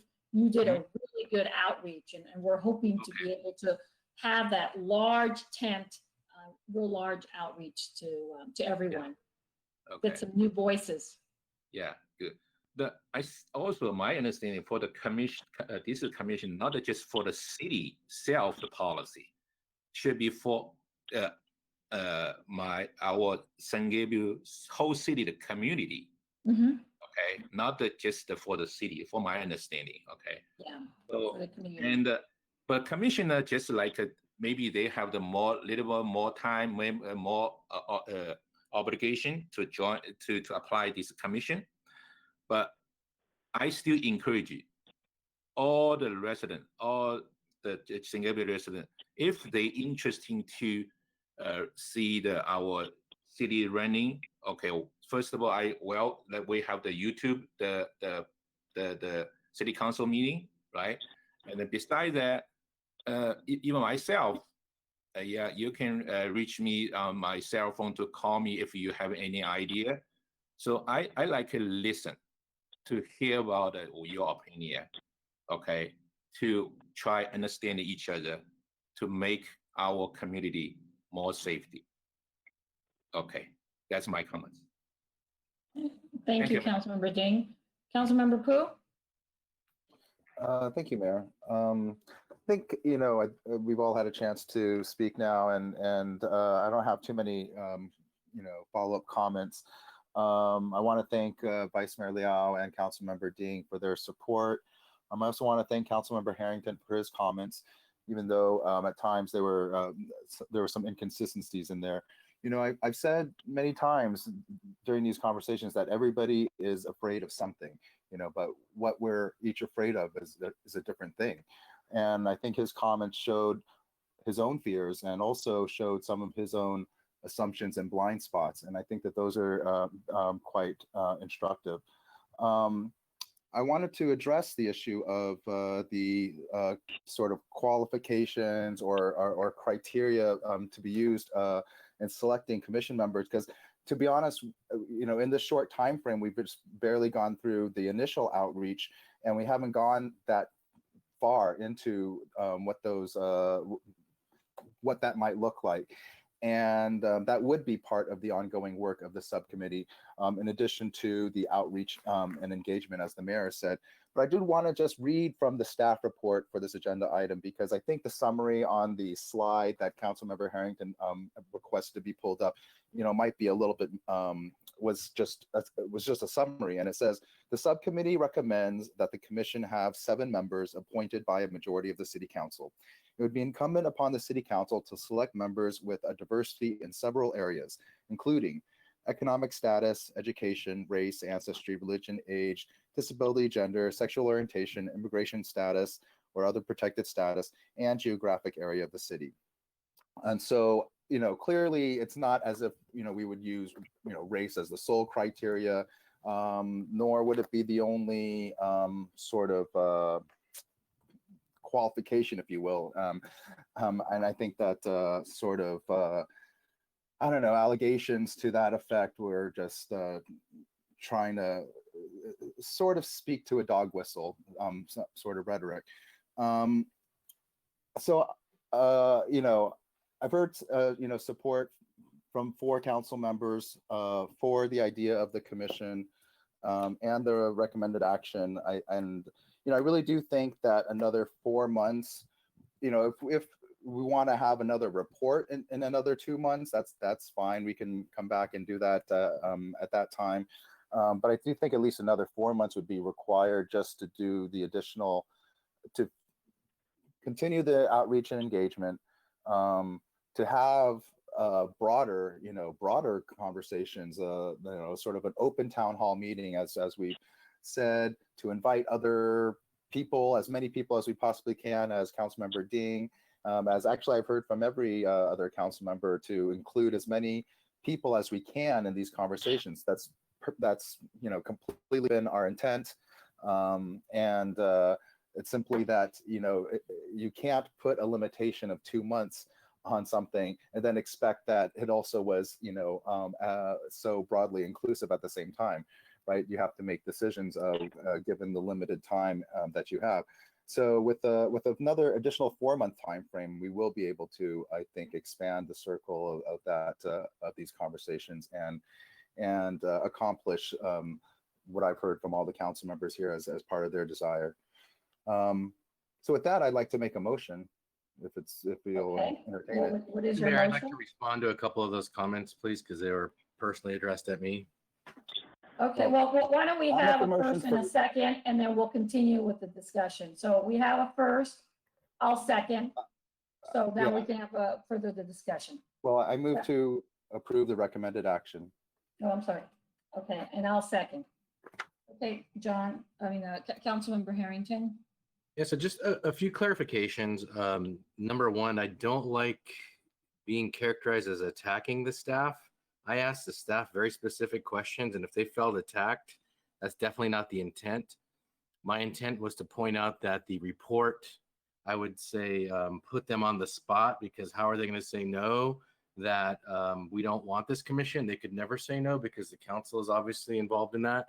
My whole point was to point out that they're being used in the report as kind of one of the reasons why we need a commission, but then none of them can come up with that reason. I guess we all have our blind spots as well as our staff. That's not attacking them. That's actually looking at things and saying, I don't see it. That's not, and so when we say things like that. Sorry, I'm confused. I don't think I ever said that you attacked the staff. Oh, Denise did. Mayor Menchaca did. Oh, okay, I'm sorry. I'm saying all the comments that were addressed, not just yours. So I don't like being characterized as quote unquote attacking the staff. I didn't put them on the spot. I actually just asked a direct question to an item that's brought up in the report, and I think the answers were telling. And then as far as the use of the terms dog whistle, I don't agree with that. I mean, it's really, if that's what you got out of my comments, and that's what you're listening for, honestly. I think that is telling more than anything else. And I didn't bring up a lot of comments I heard, like, I'll just bring it up now. This is obviously it's a political agenda when we use words like we must use this opportunity. I mean, all I have to say is, wow, use this opportunity to do this. And you can justify whatever that means. I mean, most people know what that means.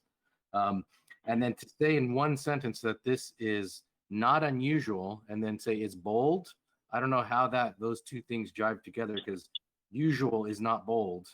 So at the one time we're justifying because it's not an unusual action, and then the same sentence saying it's bold action. So when we're pointing out inconsistencies, we need to check each other on that. Because I would say I didn't hear one single person or one single council member say anything about anything I said. Nothing was countered. It's just, we got 4 votes. We're going to do what we're going to do. And if that's how the city wants to run, that's fine. I mean, I know that's what we're doing now recently. It's worked sometimes. It doesn't work every time. But I will say that the voters are listening. We're getting a lot more participation now. And you'd be surprised at how many more people listen to these things now than used to, because people aren't coming down to the council. And you get a plethora of emails, and I'm sure that you're getting emails from a particular section of our city. And I will tell you, there's not a lot of people that are happy about this. And I get a lot of emails because you're not going to get the same emails as me because you don't speak up about these issues. So I would just say, let's hold back at calling people are characterizing people's comments. Let's take the comments as they are. There is no dog whistle. There is no agenda. It's really analyzing things for what they are. And if I do have a blind spot, I don't think it's for lack of reading the materials. And I didn't find a point in the material that said we have a problem that needs a commission. That was my entire point there. So I don't think that's a blind spot. So thank you. Okay, well, you consider certain things, Councilmember Harrington, as political, only when we say it. But when you say it, you're saying it's just the facts. When you make comments like San Gabriel doesn't have any problems, let's study that a little bit more. How can you even make that statement? I never said San Gabriel doesn't have a problem. I said we don't have a policy. Show me the policy. No, you said San Gabriel doesn't have problems. And so when you start asking staff, is there racism? Perhaps I characterize that as a tax, but I don't think that's a fair question to be asking in public. And yes, Councilmember Harrington, more people are listening. And yes, we too are getting emails. You're not the only council member that's getting emails. And so I guess we'll just find out at the end. But, based on the public comments that we've gotten so far, you keep ignoring those who are supporting these efforts. You keep just somehow it just kind of, I consider it a blind spot, but you consistently ignore them. And so, we're going to differ in our opinions. You call it political, I call your tactics political.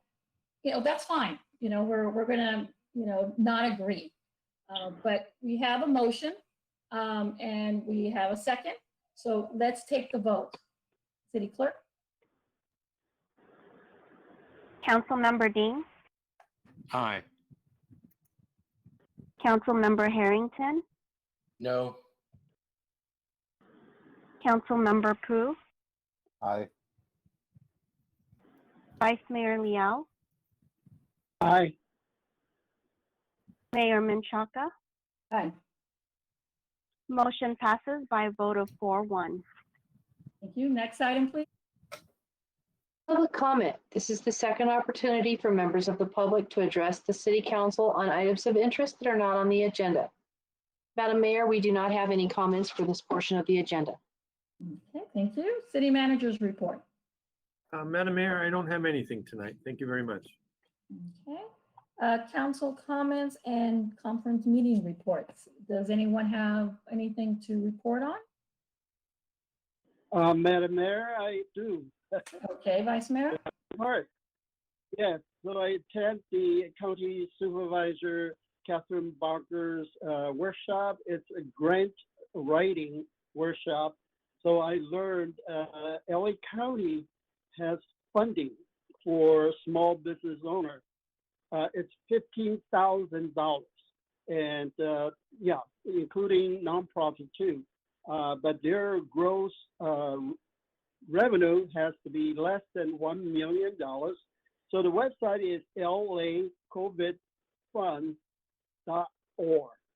So this is from LA County. And for small business, it's called micro entrepreneurs. It's only $5,000. The limit is their revenue has to be less than 100,000. So for real small business owners, they can apply for this micro entrepreneurs grant, and that's only 5,000. But for everyone, if they're interested in federal grants, it's a website called grants.gov, and there's, I believe, hundreds of the grants available. But you just have to find the category that you're fit in. So, yeah, this is my report. Thank you. Thank you. Anyone else? Oh, Councilmember Pu? I just wanted to thank my colleagues who supported the HEAR Commission, because I really do think it's a really big deal, and it's something that's going to be of great benefit to the entire San Gabriel committee. So thank you. Anyone else? Okay. I also wanted to thank my colleagues who supported it. It's bold in this city but it's not unusual in other cities. So this is a really great first step in our city of San Gabriel. And I expect really positive outcomes. So thank you for that. Next item is closed session. There is none. And before I adjourn, I just want to remind everyone that today marks the 100th anniversary of the passage of the 19th Amendment, which guaranteed and protected women's constitutional right to vote. And although the significant progress has been made since gaining suffrage in 1920, the work is far from over. So with that, the next special city council meeting will be held on Tuesday, August 25th at 6:30 p.m. So thank you, everyone. Meeting adjourned. See you next week. Thank you. Bye-bye. Want to say something? Oh, I'm sorry. You wanted to say something? Well, say it next Tuesday. Hold on to it. Okay, all right. Okay. It's fine. It's fine. Thank you. Okay. Bye-bye. Bye. Bye-bye, everybody. Thank you.